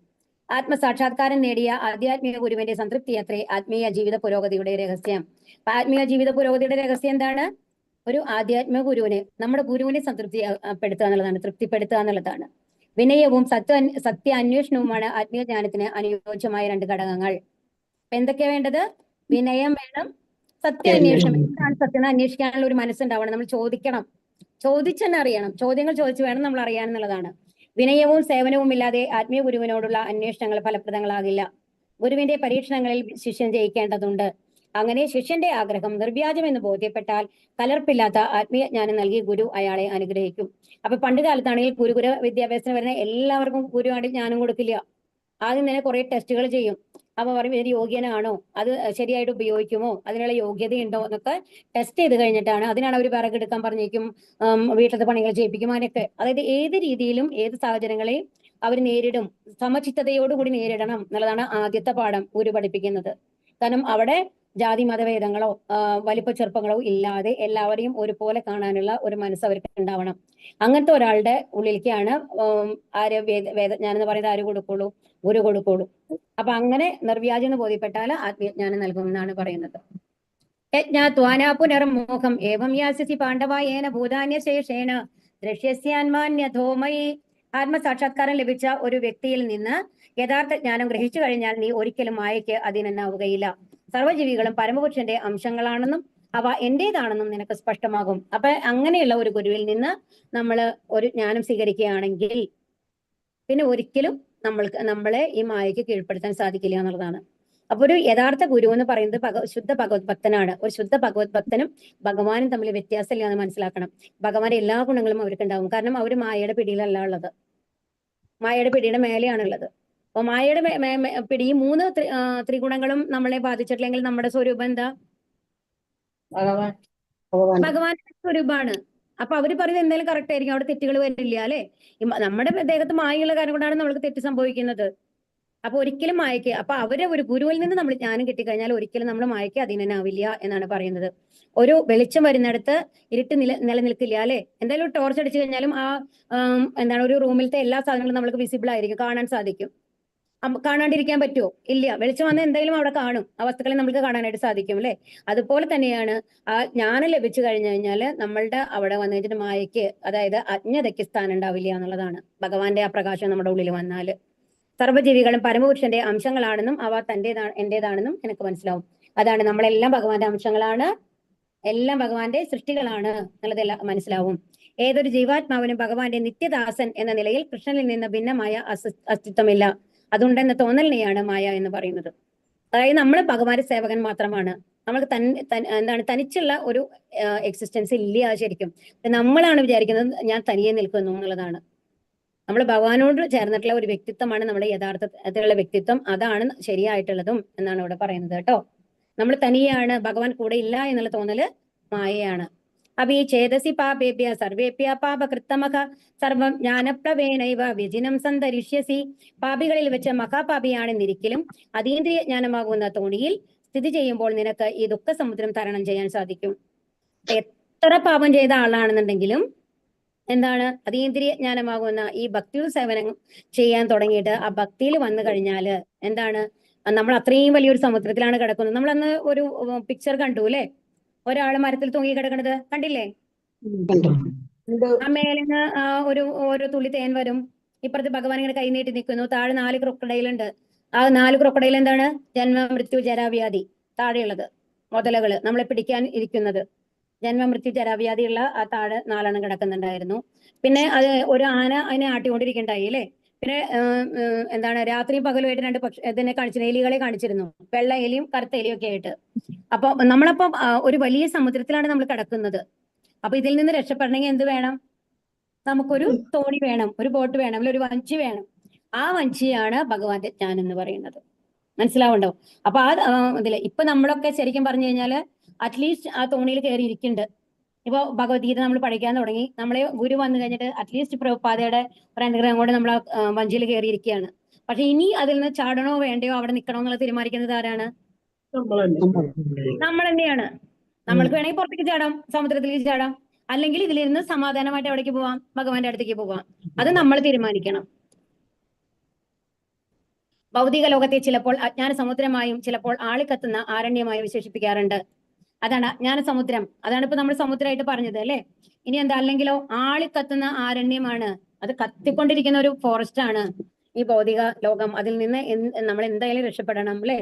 അപ്പൊ അതുകൊണ്ടാണ് നമുക്ക് ഈ ദുഃഖങ്ങൾ, നമ്മളൊക്കെ പൊള്ളലാണ് ഈ ദുഃഖങ്ങളൊക്കെ എന്നാണ് പറയുന്നത്, നമ്മുടെ ദേഹത്തിനെ പൊള്ളിപ്പിക്കുന്നത്.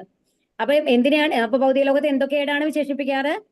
അജ്ഞാന സമുദ്രമായും ആളിക്കത്തുന്ന ആരണ്യമായും. നോട്ട് ചെയ്തോളൂ കേട്ടോ. എത്ര നിപുണനായ നീന്തൽക്കാരനായാലും ശരി, കടലിൽ ജീവൻ നിലനിർത്തുവാനുള്ള സമരം കടുത്തതാണ്. ആ നീന്തൽക്കാരനെ പിടിച്ചു കയറ്റാൻ വരുന്ന ആളാണ് ഉത്തമനായ രക്ഷകൻ. അതാണ്, എത്ര നന്നായിട്ട് നീന്തുന്ന ആളായാലും എന്താണ് ഒളിമ്പ്യാഡിൽ ഫസ്റ്റ് കിട്ടിയ ആളാണെന്നുണ്ടെങ്കിലും ഒരു സമുദ്ര നീന്തി കിടക്കാൻ അത്ര എളുപ്പമാണോ? അല്ല. ഒന്നാമത് ഉപ്പുവെള്ളമാണ്, അതിന്റെ ഡെൻസിറ്റി വ്യത്യാസം ഉണ്ടാവും നമ്മൾ നീന്തുമ്പോൾ. രണ്ടാമത്തെ കാര്യം എന്ന് വെച്ചാൽ അതിൽ എന്തൊക്കെ ജലജീവികളാണുള്ളത് അല്ലേ? അത് നമ്മൾ ഇതാവാനായിട്ട് അതിന്റെ ഉള്ളിൽ എന്തൊക്കെയുള്ളതെന്ന് നമുക്ക് പറയാനറിയില്ല. വോൾക്കാനോസ് വരെ ഉണ്ട്, അങ്ങനത്തെ ഉള്ളിൽ മൗണ്ടൻസ് ഉണ്ടാവാം. ഇതൊന്നും നമ്മൾക്ക് അറിയുന്ന കാര്യങ്ങളല്ല അല്ലെ? ചുഴികളുണ്ട്, അതിനുള്ളിൽ പോയി കഴിഞ്ഞാൽ പിന്നെ പുറത്തേക്കേ വരില്ല. അപ്പൊ എത്രയോ അപകടങ്ങളാണ് ആ കടലിന്റെ ഉള്ളിലുള്ളത്. അപ്പൊ എത്ര നമ്മൾ പഠിച്ച ആളാണെന്നുണ്ടെങ്കിൽ ശരി, ഒരാളുടെ ഹെൽപ്പ് ഇല്ലാണ്ട് നമ്മൾക്ക് അതിന്റെ മേലേക്ക് വരാൻ പറ്റില്ല. അതാണ് ഒരു ഗുരുവിന്റെ സഹായം വേണമെന്ന് പറയും. നമ്മൾക്ക് എത്ര അറിവുള്ള ആളാണെങ്കിലും, സംസ്കൃതം മുഴുവൻ പഠിച്ച് പാസ്സായിട്ടുള്ള ഒരാളാണെങ്കിലും ഭഗവത്ഗീത തന്നെ പഠിക്കുക അല്ലെങ്കിൽ ഭാഗവതം തന്നെ പഠിക്കുക എന്ന് പറയുന്നത് സാധ്യമല്ല. ഒരു ഗുരുവിന്റെ സഹായം വേണം. അപ്പൊ അതാണ്, ആ നീന്തൽക്കാരനെ പിടിച്ചു കയറ്റാൻ വരുന്ന ആളാണ് ഉത്തമനായ രക്ഷകൻ. ഇവിടെ നമ്മളുടെ രക്ഷകൻ ആരാണ്? ഗുരു രൂപത്തിലാണ് നമ്മൾക്ക് വരുന്നത് അല്ലെ? ഭഗവാൻ തന്നെയാണ്, പക്ഷെ ആരുടെ രൂപത്തിലാണ് നമ്മൾക്ക് വരുന്നത്? ഗുരുവിന്റെ രൂപത്തിലാണ് വരുന്നത് അല്ലെ. യഥൈധാംസി സമിത്തോഗ്നിർ ഭസ്മാസാത് കുരുതേർജുന ജ്ഞാനാഗ്നി സർവകർമാണി ഭസ്മസാത് കുരുതേ തഥാ. അല്ലയോ അർജുന, കത്തുന്ന തീ വിറകിനെ എന്ന പോലെ ജ്ഞാനമാകുന്ന അഗ്നി കർമ്മഫലങ്ങളെയും ഭസ്മാക്കുന്നു. ഇത് വളരെ മനോഹരമായിട്ടുള്ള ഒരു കാര്യമാണ് അല്ലെ. ഒരു തീയിൽ കൊണ്ടുവന്നിട്ട് നമ്മൾ എന്ത് സാധനം ഇട്ടാലും അത് കത്തും. ഓക്കെ അല്ലേ? പ്ലാസ്റ്റിക് ആണെങ്കിൽ ഉരുകും, എന്തായാലും അതിന്റെ രൂപം മാറും ആ അഗ്നിയിലിട്ട് കഴിഞ്ഞാൽ. അതിന് നല്ലത് ചീത്ത എന്നുള്ള എന്തെങ്കിലും വ്യത്യാസം ഉണ്ടോ? ഇല്ല. അതിൽ തീയിൽ കൊണ്ട് എന്ത് കൊണ്ടിട്ടാലും അത് കത്തും അല്ലെ. നല്ലതായാലും നമ്മുടെ സർട്ടിഫിക്കറ്റ് ആണോ അതല്ല വേറെ എന്തെങ്കിലും ന്യൂസ് പേപ്പർ ആണോ എന്നുള്ള എന്തെങ്കിലും വ്യത്യാസം ആ തീയിനുണ്ടോ? ഇല്ല. എത്ര വിലപ്പെട്ട സാധനങ്ങളാണെന്നുണ്ടെങ്കിൽ അതിലിട്ട് കഴിഞ്ഞാൽ അത് കത്തും അല്ലെ. അങ്ങനെയാണ്. അതുപോലെയാണ് നമ്മുടെ കർമ്മഫലങ്ങൾ. നമ്മൾക്ക് നല്ല കർമ്മഫലങ്ങളും ഉണ്ടാവും, ചീത്ത കർമ്മഫലങ്ങളും ഉണ്ടാവും നമ്മുടെ കർമ്മങ്ങൾക്ക് അല്ലെ. പാപമുണ്ട്, പുണ്യമുണ്ട്. അത് രണ്ടായാലും ശരി ഈ ജ്ഞാനമാകുന്ന അഗ്നിയിൽ ചാമ്പലാവും എന്നാണ്. നമ്മൾക്ക് അതല്ലേ വേണ്ടേ? നമ്മൾക്ക് കുറെ പുണ്യങ്ങൾ സമ്പാദിച്ച് വീണ്ടും ഇവിടെ വന്നു കഴിഞ്ഞാൽ വീണ്ടും കഷ്ടപ്പെടണോ? വേണ്ട. അതുപോലെ നമ്മൾക്ക് പാപങ്ങൾ വേണോ, ദുഃഖങ്ങൾ വേണോ? വേണ്ട. രണ്ടും വേണ്ട. അപ്പൊ ഈ രണ്ടിനെയും ആര് കത്തിച്ചു കളയിക്കും? ഈ ജ്ഞാനമാകുന്ന അഗ്നി, അതായത് ഭഗവാനെ കുറിച്ചുള്ള അറിവ്, അതീന്ദ്രിയ ജ്ഞാനം എന്ന് പറയുന്ന അഗ്നി ഇതിനെയെല്ലാം നശിപ്പിച്ച് ഭസ്മമാക്കും. പിന്നെ നമ്മൾ ഭഗവാന്റെ പ്രൊട്ടക്ഷനിലാണ് അർത്ഥം. പിന്നെ ഈ ഭൗതിക ലോകത്തേക്ക് വരണ്ട, എവിടേക്ക് പോയാൽ മതി? ഭഗവാന്റെ അടുത്തേക്ക്, നമ്മുടെ വീട്ടിലേക്ക് തിരിച്ചു പോവാം, വാടക വീട്ടിൽ നിന്ന് എന്നുള്ളതാണ്. പാപകർമ്മങ്ങളുടെയും മാത്രമല്ല പുണ്യകർമ്മങ്ങളുടെയും ഫലങ്ങൾ ഈ അഗ്നിയിൽ ചാമ്പലാകുന്നു. കണ്ടോ? നഹി ജ്ഞാനേന സദൃശം പവിത്രം ഇഹ വിദ്യതേ തത്സ്വയം യോഗ സംസിദ്ധ കാലേനാത്മനി വിന്ദതി. ഈ ലോകത്തിലെ അതീന്ദ്രിയ ജ്ഞാനം പോലെ പരിശുദ്ധവും ശ്രേഷ്ഠവുമായി മറ്റൊന്നില്ല. അതാണ് ഭക്തി സേവനങ്ങളും ഭക്തിയും അല്ലാതെ, ഭഗവാനെ കുറിച്ചുള്ള ജ്ഞാനമല്ലാതെ അതുപോലെ പരിശുദ്ധമായിട്ട് വേറെ ഒന്നുമില്ല. ആ ജ്ഞാനം ആധ്യാത്മിക ദർശനത്തിന്റെ പരിപക്വ ഫലമാണ്. ഭക്തിയോഗ പരിശീലനത്തിൽ പ്രാവീണ്യം നേടിയ ഒരാൾക്ക് കാലക്രമേണ ഈ ജ്ഞാനം സ്വയം ആസ്വദിക്കാൻ കഴിയും. അപ്പൊ നമ്മളും ഇപ്പൊ ഈ ഹരേകൃഷ്ണ മന്ത്രം നമ്മൾ ജപിക്കാൻ തുടങ്ങിയിട്ടുണ്ടെങ്കിൽ, നിങ്ങൾ ഓരോരുത്തരും ജപിക്കാൻ തുടങ്ങിയിട്ടുണ്ടെങ്കിൽ, അത് 16 റൗണ്ടൊക്കെ എത്തി റെഗുലറായിട്ട് ജപിക്കാൻ തുടങ്ങുമ്പോൾ ആ ഭഗവാന്റെ സാന്നിധ്യം നമ്മൾക്ക് അറിയാൻ തുടങ്ങും. എല്ലാം നമ്മുടെ ജീവിതത്തിൽ ഒരു മാറ്റം ഉണ്ടാവില്ല. പക്ഷേ നമ്മുടെ ഓരോ കഷ്ടങ്ങൾ വരുമ്പോൾ, അല്ലെങ്കിൽ നമ്മൾ എങ്ങനെയാണ് നേരിടുന്നതെന്ന് ഇതിനു മുമ്പ് പലപ്പോഴും ഭയങ്കരമായിട്ട് ടെൻഷൻ എടുത്ത കുറെ കാര്യങ്ങൾ പോലും വളരെ ഈസി ആയിട്ട് നമുക്ക് നേരിടാൻ കഴിയുന്നതായിട്ട് കാണാനായിട്ട് സാധിക്കും. ഭഗവാൻ കൂടെ ഉണ്ടെന്നുള്ള ഒരു വിശ്വാസം നമുക്ക് ഉറച്ചു വരും. ഏത് സമയത്തും ഭഗവാന്റെ ഒരു സ്മരണ നമ്മുടെ ഉള്ളിൽ വരും. അതാണ് ഭക്തിയോഗ പരിശീലനത്തിൽ പ്രാവീണ്യം നേടിയ ഒരാൾക്ക് കാലക്രമേണ ഈ ജ്ഞാനം സ്വയം ആസ്വദിക്കാനായിട്ട് കഴിയും. അതായത് നമ്മൾ ഭഗവാന്റെ പ്രൊട്ടക്ഷനിലാണ്, നമ്മൾ ആരും പേടിക്കേണ്ട എന്നുള്ള രീതിയിൽ നമ്മുടെ മനസ്സ് മാറും. ശ്രദ്ധാവാൻ ലഭതേ ജ്ഞാനം തത്പരാ സംയതേന്ദ്രിയ ജ്ഞാനം ലബ്ധ്വാ പരാം ശാന്തിർ അജിരേണാധിഗച്ഛതി. ഇന്ദ്രിയ സംയമനം ചെയ്തവനും ദിവ്യ ജ്ഞാനത്തിനു വേണ്ടി സ്വയം സമർപ്പിച്ചവനും ശ്രദ്ധായുക്തനുമായ ഒരു വ്യക്തി ആ ജ്ഞാനത്തിന് അർഹൻ തന്നെ. അത് ലഭിച്ചാൽ അയാൾക്ക് വേഗത്തിൽ പരമമായ ആധ്യാത്മിക ശാന്തി കൈവരും. അപ്പൊ അതിനു വേണ്ടിയിട്ട് എന്താ നമ്മളോട് പറഞ്ഞത്? ഇന്ദ്രിയങ്ങളെ നിയന്ത്രിക്കണം എന്ന് പറഞ്ഞു. പിന്നെ എന്താ വേണ്ടത്? ഭഗവാന് വേണ്ടി സ്വയം സമർപ്പിക്കണം എന്ന് പറഞ്ഞ എന്താ അർത്ഥം? എന്താ നമ്മൾ ചെയ്യേണ്ടത്? നമ്മുടെ എല്ലാ കർമ്മങ്ങളും ഭഗവാന് വേണ്ടി ചെയ്യണം. ശ്രദ്ധായുക്തനും, എപ്പോഴും ശ്രദ്ധ എന്ന് പറഞ്ഞാൽ ഭക്തി ഉണ്ടാവണം ഭഗവാനിൽ. ഇവിടെ എന്ന് പറയാൻ കോൺസെൻട്രേഷൻ അല്ല കേട്ടോ, ഇതേ ഭക്തിയാണ്. പൂർണ്ണമായും ഭക്തി ഉണ്ടാവണം. ഭഗവാന് അവിശ്വാസം വരാൻ പാടില്ല. ഭഗവാൻ എന്തുകൊണ്ട് എന്നോട് അങ്ങനെ ചെയ്തു എന്നുള്ളൊരു ചോദ്യം നമ്മുടെ ഉള്ളിൽ വരാൻ പാടില്ല. ഭഗവാൻ ഒരിക്കലും തെറ്റ് പറ്റില്ല. നമ്മുടെ ഓരോ സൃഷ്ടിക്കും നമ്മൾ ഇങ്ങനെ ഇരിക്കുന്നത് നമ്മുടെ കർമ്മഫലങ്ങൾ കൊണ്ട് ഭഗവാൻ നമ്മൾക്ക് തന്നിട്ടുള്ളതാണ്. അല്ലാണ്ട് ഭഗവാന് പാർഷ്യാലിറ്റി ഉള്ളത് കൊണ്ടല്ല. ഒരു സൂര്യന്റെ രശ്മി എല്ലായിടത്തും ഒരുപോലെയാണ് വരുന്നത് അല്ലേ? പക്ഷെ നമ്മൾ വന്നു കഴിഞ്ഞിട്ട് നമ്മൾ സൂര്യരശ്മി കൊള്ളണ്ടാന്ന് പറഞ്ഞിട്ട് നമ്മൾ വീട് അടച്ചിരുന്ന് കഴിഞ്ഞാൽ ആ സൂര്യരശ്മി നമുക്ക് കിട്ടുമോ? ഇല്ല. അപ്പൊ നമ്മളെ ഇങ്ങനെ സ്വീകരിക്കുന്നു എന്നുള്ളതിനനുസരിച്ചാണ് ആ സൂര്യരശ്മി. അതുപോലെ കണ്ണ് കാണാത്ത ഒരാൾക്ക് ആ സൂര്യരശ്മി കൊണ്ട് എന്തെങ്കിലും ഗുണമുണ്ടോ? ഇല്ല. കാരണം കാണാൻ സാധിക്കില്ല അല്ലെ. നമ്മൾക്ക് എന്താണ് എന്നുണ്ടെങ്കിൽ രാത്രി ഇരുട്ടാണെങ്കിൽ ഒന്നും നമുക്ക് കാണാൻ സാധിക്കുന്നില്ല. രാവിലെ വെളിച്ചം വരുമ്പോൾ നമുക്ക് എല്ലാം വ്യക്തമായി കാണുന്നു. പക്ഷെ കണ്ണ് കാണാത്ത ഒരാൾക്ക് രാത്രിയും പകലും ഒരുപോലെയല്ലേ? അതിന് ഗുണം കിട്ടുന്നുണ്ടോ? ഇല്ല. അതുപോലെ തന്നെയാണ് നമ്മൾ എങ്ങനെയാണ് ആ ഭഗവാനെ സ്വീകരിക്കുന്നത്, ഭഗവാനെ കുറിച്ച് സ്മരിക്കുന്നത്, അതിനനുസരിച്ചാണ് ഭഗവാന്റെ അനുഗ്രഹം നമ്മൾക്ക് വരുന്നത്. ഭഗവാൻ എല്ലാവർക്കും തുല്യമായിട്ടാണ് വരുന്നത്. അതിനെ സ്വീകരിക്കണോ വേണ്ടയെന്ന് തീരുമാനിക്കുന്നത് നമ്മളാണ്. അതാണ്. അത് ലഭിച്ചാൽ അയാൾക്ക് വേഗത്തിൽ പരമമായ ആധ്യാത്മിക ശാന്തി കൈവരും. അപ്പൊ ഇങ്ങനെ ഭഗവാന് വേണ്ടി സേവനം ചെയ്തുകൊണ്ട് ഭഗവത് സ്മരണം കൊണ്ട് ഭഗവാനെ പ്രീതിപ്പെടുത്തുകയാണെന്നുണ്ടെങ്കിൽ തീർച്ചയായിട്ടും നമ്മൾക്ക് ശാന്തി. മെയിനായിട്ട് നമുക്ക് വേറെ ഒരു മാറ്റം അറിഞ്ഞില്ലെങ്കിലും ഇവിടെ വന്നിരിക്കുന്ന ഓരോരുത്തരോടും ഞാൻ പറയുകയാണ്, ഈ ക്ലാസ്സുകൾ കഴിഞ്ഞ് കുറച്ച് നാൾ നിങ്ങൾ കണ്ടിന്യൂസ് ആയിട്ട് ക്ലാസ് അറ്റൻഡ് ചെയ്യുകയാണെങ്കിൽ ഒരുപാട് ശാന്തത അനുഭവപ്പെടും, ലൈഫിൽ സമാധാനം ഉണ്ടാവും. ഇത് ഒരുപാട് പേരെ അനുഭവമാണ് ഞാൻ നിങ്ങളോട് ഷെയർ ചെയ്തത്, എന്റെ മാത്രമല്ല. അത് നിങ്ങൾക്കും അത് അനുഭവിക്കാൻ സാധിക്കും. അതായത് ഒരു സമാധാനം, ഒരു ശാന്തത നമ്മുടെ ലൈഫിൽ ഒരുപാട് പ്രക്ഷുബ്ധമായിരുന്ന എല്ലാവരുടെ ലൈഫും പ്രക്ഷുബ്ധ ആവണമെന്നില്ല. അങ്ങനെ ഉണ്ടായിരുന്ന ആൾക്കാർക്ക് അതിന്റെ വ്യത്യാസം വളരെ നന്നായിട്ട് അറിയും. കുറച്ച് ദിവസം കഴിയുമ്പോഴേക്കും കുറെ മാറ്റങ്ങൾ നമ്മുടെ ലൈഫിൽ വരും. കൃഷ്ണാവബോധപൂർവ്വം പ്രവർത്തിക്കുന്നത് കൊണ്ട് മാത്രം ആത്യന്തികമായ പൂർണ്ണതയിൽ എത്താമെന്നുള്ള ഉറപ്പുള്ള വ്യക്തിയെ ശ്രദ്ധാവാൻ എന്ന് പറയാം. ശ്രദ്ധാവാൻ എന്ന് പറയുന്നത് ആരാണ്? ഭക്തിയുടെ സേവനം കൊണ്ട് നമ്മൾക്ക് ഭഗവാന്റെ അടുത്ത് എത്താന്ന് ഉറച്ചു വിശ്വസിക്കുന്ന ഒരാളെയാണ് ഇതെന്ന് പറയുന്നത് ശ്രദ്ധാവാൻ എന്ന് പറയുന്നത്. അജ്ഞശ്ച ശ്രദ്ധാനശ്ച സംശയാത്മാവിനശ്യദീനായം ലോകോസ്തിന പരോ നസുഖം സംശയാത്മനക. ധർമ്മശാസ്ത്രങ്ങളെ സംശയദൃഷ്ടിയ വീക്ഷിക്കുന്ന അജ്ഞരും അവിശ്വാസികളുമായവർക്ക് ഈശ്വരാവബോധം ലഭിക്കുന്നില്ല. അവർ അധപ്പതിക്കുന്നു. സംശയാലുവായ ജീവന് ഇഹലോകത്തിലും പരലോകത്തിലും സന്തുഷ്ടി ലഭ്യമല്ല. പക്ഷെ ഇതിനെ ഭഗവാൻ ഇല്ല, ഇതൊക്കെ വെറുതെ പറയുന്നതാണ്, അങ്ങനത്തെ സംശയദൃഷ്ടിയോട് വീക്ഷിച്ചു കഴിഞ്ഞാൽ ഒരിക്കലും നമ്മൾക്ക് ഭഗവാനിലെത്താൻ കഴിയില്ല. ഇതൊക്കെ ശരിയാണോ പറയുന്നത്? പരമദിവ്യത്വ പുരുഷനാണ് എല്ലാം, ദേവതമാരെല്ലാം അദ്ദേഹത്തിന്റെ അവയവങ്ങളാണെന്നൊക്കെ ഇവിടെയൊക്കെ പറയുന്നുണ്ട്. ഇതൊക്കെ ശരിയാണോ തെറ്റാണോ എന്നുള്ളൊക്കെ സംശയം വെച്ചിരിക്കുന്ന ആൾക്കാർക്ക് ഒരിക്കലും ഭഗവാന്റെ അടുത്തെത്താൻ സാധിക്കില്ല. നമ്മൾ ഇത് ഇവിടെ തന്നെ ഈ ഭൗതിക ലോകത്തിൽ തന്നെ ചുറ്റിക്കറങ്ങിക്കൊണ്ടിരിക്കും എന്നുള്ളതാണ്. യോഗ സംന്യസ്ത കർമാണം ജ്ഞാനസംചിന്ന സംശയം ആത്മബന്ധം ന കർമാണി നിബധ്നന്തി ധനഞ്ജയ. അല്ലയോ ധനഞ്ജയ, തന്റെ കർമ്മഫലങ്ങൾ ത്യജിച്ച് ഭക്തി സേവനത്തിൽ ഏർപ്പെടുന്നവൻ ആധ്യാത്മിക ജ്ഞാനത്താൽ സംശയങ്ങളെല്ലാം നീങ്ങി യഥാർത്ഥത്തിൽ ആത്മാവിൽ സ്ഥിതി ചെയ്യുന്നു. അപ്രകാരം അയാൾ കർമ്മഫലങ്ങളാൽ ബന്ധിക്കപ്പെടുന്നില്ല. അപ്പൊ ഭക്തി സേവനങ്ങൾ ചെയ്തു കഴിഞ്ഞാൽ അങ്ങനെ നമ്മളുടെ സംശയങ്ങളൊക്കെ നീങ്ങിയിട്ട് നമ്മൾ ഒരിക്കലും എന്താണ് കർമ്മഫലങ്ങളാൽ ബന്ധിക്കപ്പെടുന്നില്ല. പാപങ്ങളും പുണ്യങ്ങളും ഇല്ലാതെ ഈ ഭൗതിക ലോകവുമായിട്ട് ബന്ധമില്ലാണ്ട് നമുക്ക് ഇരിക്കാം എന്നുള്ളതാണ് ഇവിടെ പറയുന്നത്. പരമദിവ്യോത്തമ പുരുഷനായ ഭഗവാൻ സ്വയം അരുളി ചെയ്ത ഗീതോപദേശം അതേപടി അനുസരിക്കുന്ന വ്യക്തി അതീന്ദ്രിയ ജ്ഞാനത്തിന്റെ കാരുണ്യത്താൽ എല്ലാ സംശയങ്ങളിൽ നിന്നും മുക്തനാകുന്നു. കണ്ടു, അത് ഭഗവാന്റെ പ്രോമിസ് ആണ്. ഭഗവത്ഗീത പഠിച്ചിട്ട് അതിൽ പറയുന്ന കാര്യങ്ങൾ അനുസരിക്കുന്ന ഒരാള് തീർച്ചയായിട്ടും ഭഗവാന്റെ പ്രീതിക്ക് പാത്രമാകും. ഭഗവാന്റെ കാരുണ്യം അവർക്ക് ലഭിക്കും. പിന്നെ അവർക്കൊരു സംശയം ഉണ്ടാവില്ല എന്നുള്ളതാണ് ഇവിടെ പറയുന്നത്.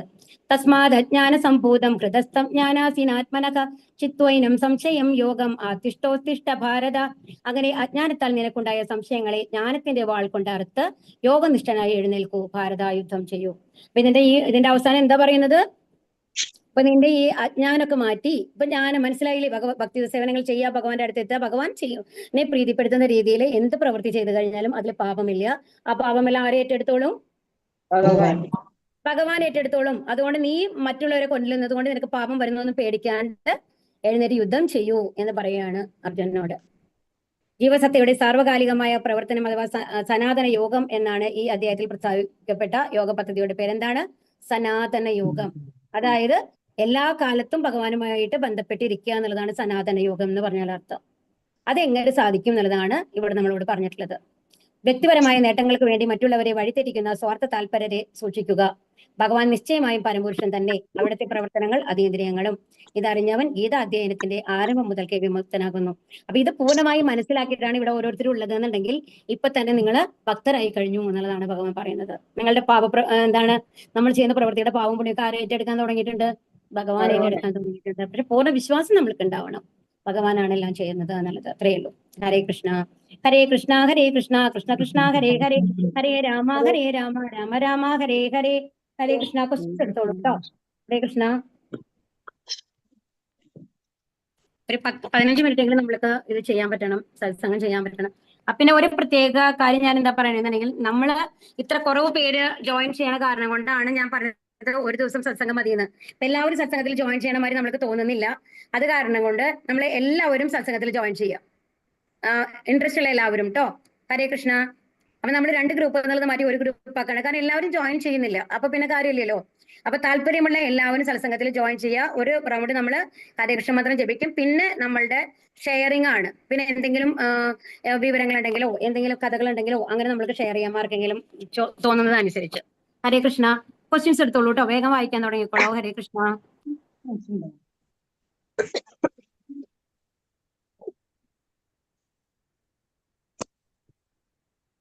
ഇല്ലേ? ആരെങ്കിലും ക്വസ്റ്റ്യൻസ് ഇല്ലേ? പരാഗരാത്മാവ് പ്രത്യാഗാത്മാവ് എന്താണ്? എന്താണ് പറയൂ. നമ്മൾ പറഞ്ഞ കാര്യങ്ങളാണെല്ലാം. പരാഗാത്മാവ് എന്താ? ഇന്ദ്രിയ സുഖങ്ങളിൽ മുഴുകിയിരിക്കുന്ന ആത്മാവാണ് പരാഗാത്മാവ്. ഇന്ദ്രിയ വിഷയങ്ങളിൽ നിന്ന് പിന്തിരിയുമ്പോ അതിനെന്ത് പറയുന്നു? പ്രത്യേകാത്മാവ് എന്ന് പറയുന്നു. എനിക്കിന്ന് ക്വസ്റ്റ്യൻ വന്നിട്ടില്ലല്ലോ. എന്റെ അത് ഇന്നലെ വന്ന ക്വസ്റ്റ്യൻസിന്റെ ബാക്കി ഭാഗമാണ് മാതാജി. 11ാമത്തെ ക്വസ്റ്റ്യൻ. 11ാമത്തെ ക്വസ്റ്റ്യൻ. ഇന്ദ്രിയ സുഖാകർഷനായിരിക്കുമ്പോൾ ആത്മാവ് പരാഗാത്മാവ് എന്ന് വിളിക്കപ്പെടുന്നു. എന്നാൽ അതേ ആത്മാവ് ഇന്ദ്രിയ സുഖങ്ങളിൽ നിന്ന് പിന്തിരിയുമ്പോൾ പ്രത്യേകാത്മാവ് എന്ന് അറിയപ്പെടുന്നു. ഇനി അടുത്ത ക്വസ്റ്റ്യൻ എന്താണ്? 4 തരം യജ്ഞങ്ങളെ പറ്റിയാണ് പറഞ്ഞത് നമ്മള്. ദ്രവ്യമായ യജ്ഞം, തപോമയ യജ്ഞം, യോഗയജ്ഞം, സ്വാധ്യായ യജ്ഞം. ഇനി ഇതിനും മേലെയാണ്, ഇതിന്റെ എല്ലാം മേലെയുള്ളതാണ് കൃഷ്ണാവബോധം എന്ന് പറയുന്നത്. ഇനി അടുത്തത് എന്താണ് പറയുന്നത്? ഭൗതിക ലോകത്തിലുള്ള എല്ലാ പ്രശ്നങ്ങൾക്കും ഉള്ള പരിഹാരം എന്താണ്? യജ്ഞം അനുഷ്ഠിക്കുക. കൃഷ്ണാവബോധം.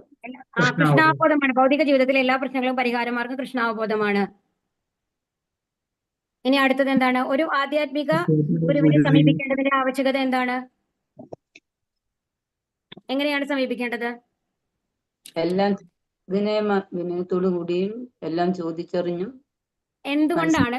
ആവശ്യകത എന്താണെന്ന് ചോദിച്ചു കഴിഞ്ഞാല് ആത്മസാക്ഷാത്കാരത്തിന്റെ മാർഗം പ്രയാസമുള്ളതാണ്. അതുകൊണ്ട് ഭഗവാൻ തന്നിൽ നിന്ന് ആരംഭിച്ച ശിഷ്യ പരമ്പരയിൽപ്പെട്ട വിശ്വാസനായ ഒരു ആധ്യാത്മ ഗുരുവിനെ സമീപിക്കാൻ ഉപദേശിക്കുന്നു.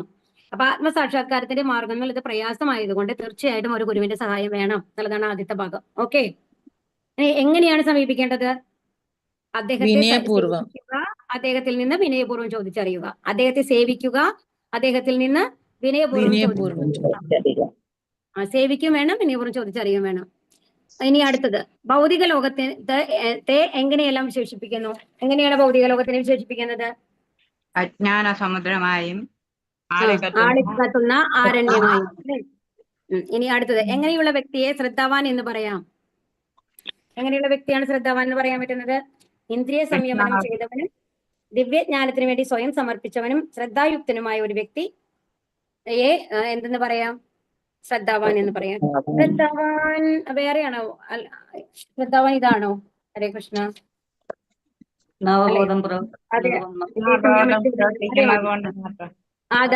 എന്താണ്? കൃഷ്ണാബോധം പൂർവ്വം പ്രവർത്തിക്കുന്നത് കൊണ്ട് മാത്രം ആത്യന്തികമായ പൂർണ്ണതയിൽ എത്താമെന്ന് ഉറപ്പുള്ള വ്യക്തിയെ ശ്രദ്ധാവാൻ എന്ന് പറയാം. കൃഷ്ണാവബോധം പൂർവ്വം പ്രവർത്തിക്കുന്നത് കൊണ്ട് മാത്രം ആത്യന്തികമായ പൂർണ്ണതയിൽ എത്താം എന്ന് ഉറപ്പുള്ള വ്യക്തിയെ ശ്രദ്ധാവാൻ എന്ന് പറയാം. അല്ലേ? കഴിഞ്ഞില്ലേ? ഹരേ കൃഷ്ണ. ഹരേ കൃഷ്ണ. ഹരേ കൃഷ്ണ. അപ്പൊ എല്ലാവരും എന്ത് ചെയ്യണം? ഇപ്പോ ഞാനിപ്പോ ഇത് അവസാനിപ്പിക്കട്ടെ. വാഞ്ചാകൽപതരുഭ്യശ്ച കൃപാ സിന്ധുഭ്യവച പതിതാനാം പാവനേഭ്യോ വൈഷ്ണവേഭ്യോ നമോ നമഃ. ആനന്ദകോടി വൈഷ്ണവവൃന്ദ കി ജയ്, പ്രഭുപാദ് കി ജയ്, ഗുരു മഹാരാജ് കി ജയ്, ഗൗര പ്രേമാനന്ദേ. ഹരി ഹരി ബോൽ. ഹരേ കൃഷ്ണ.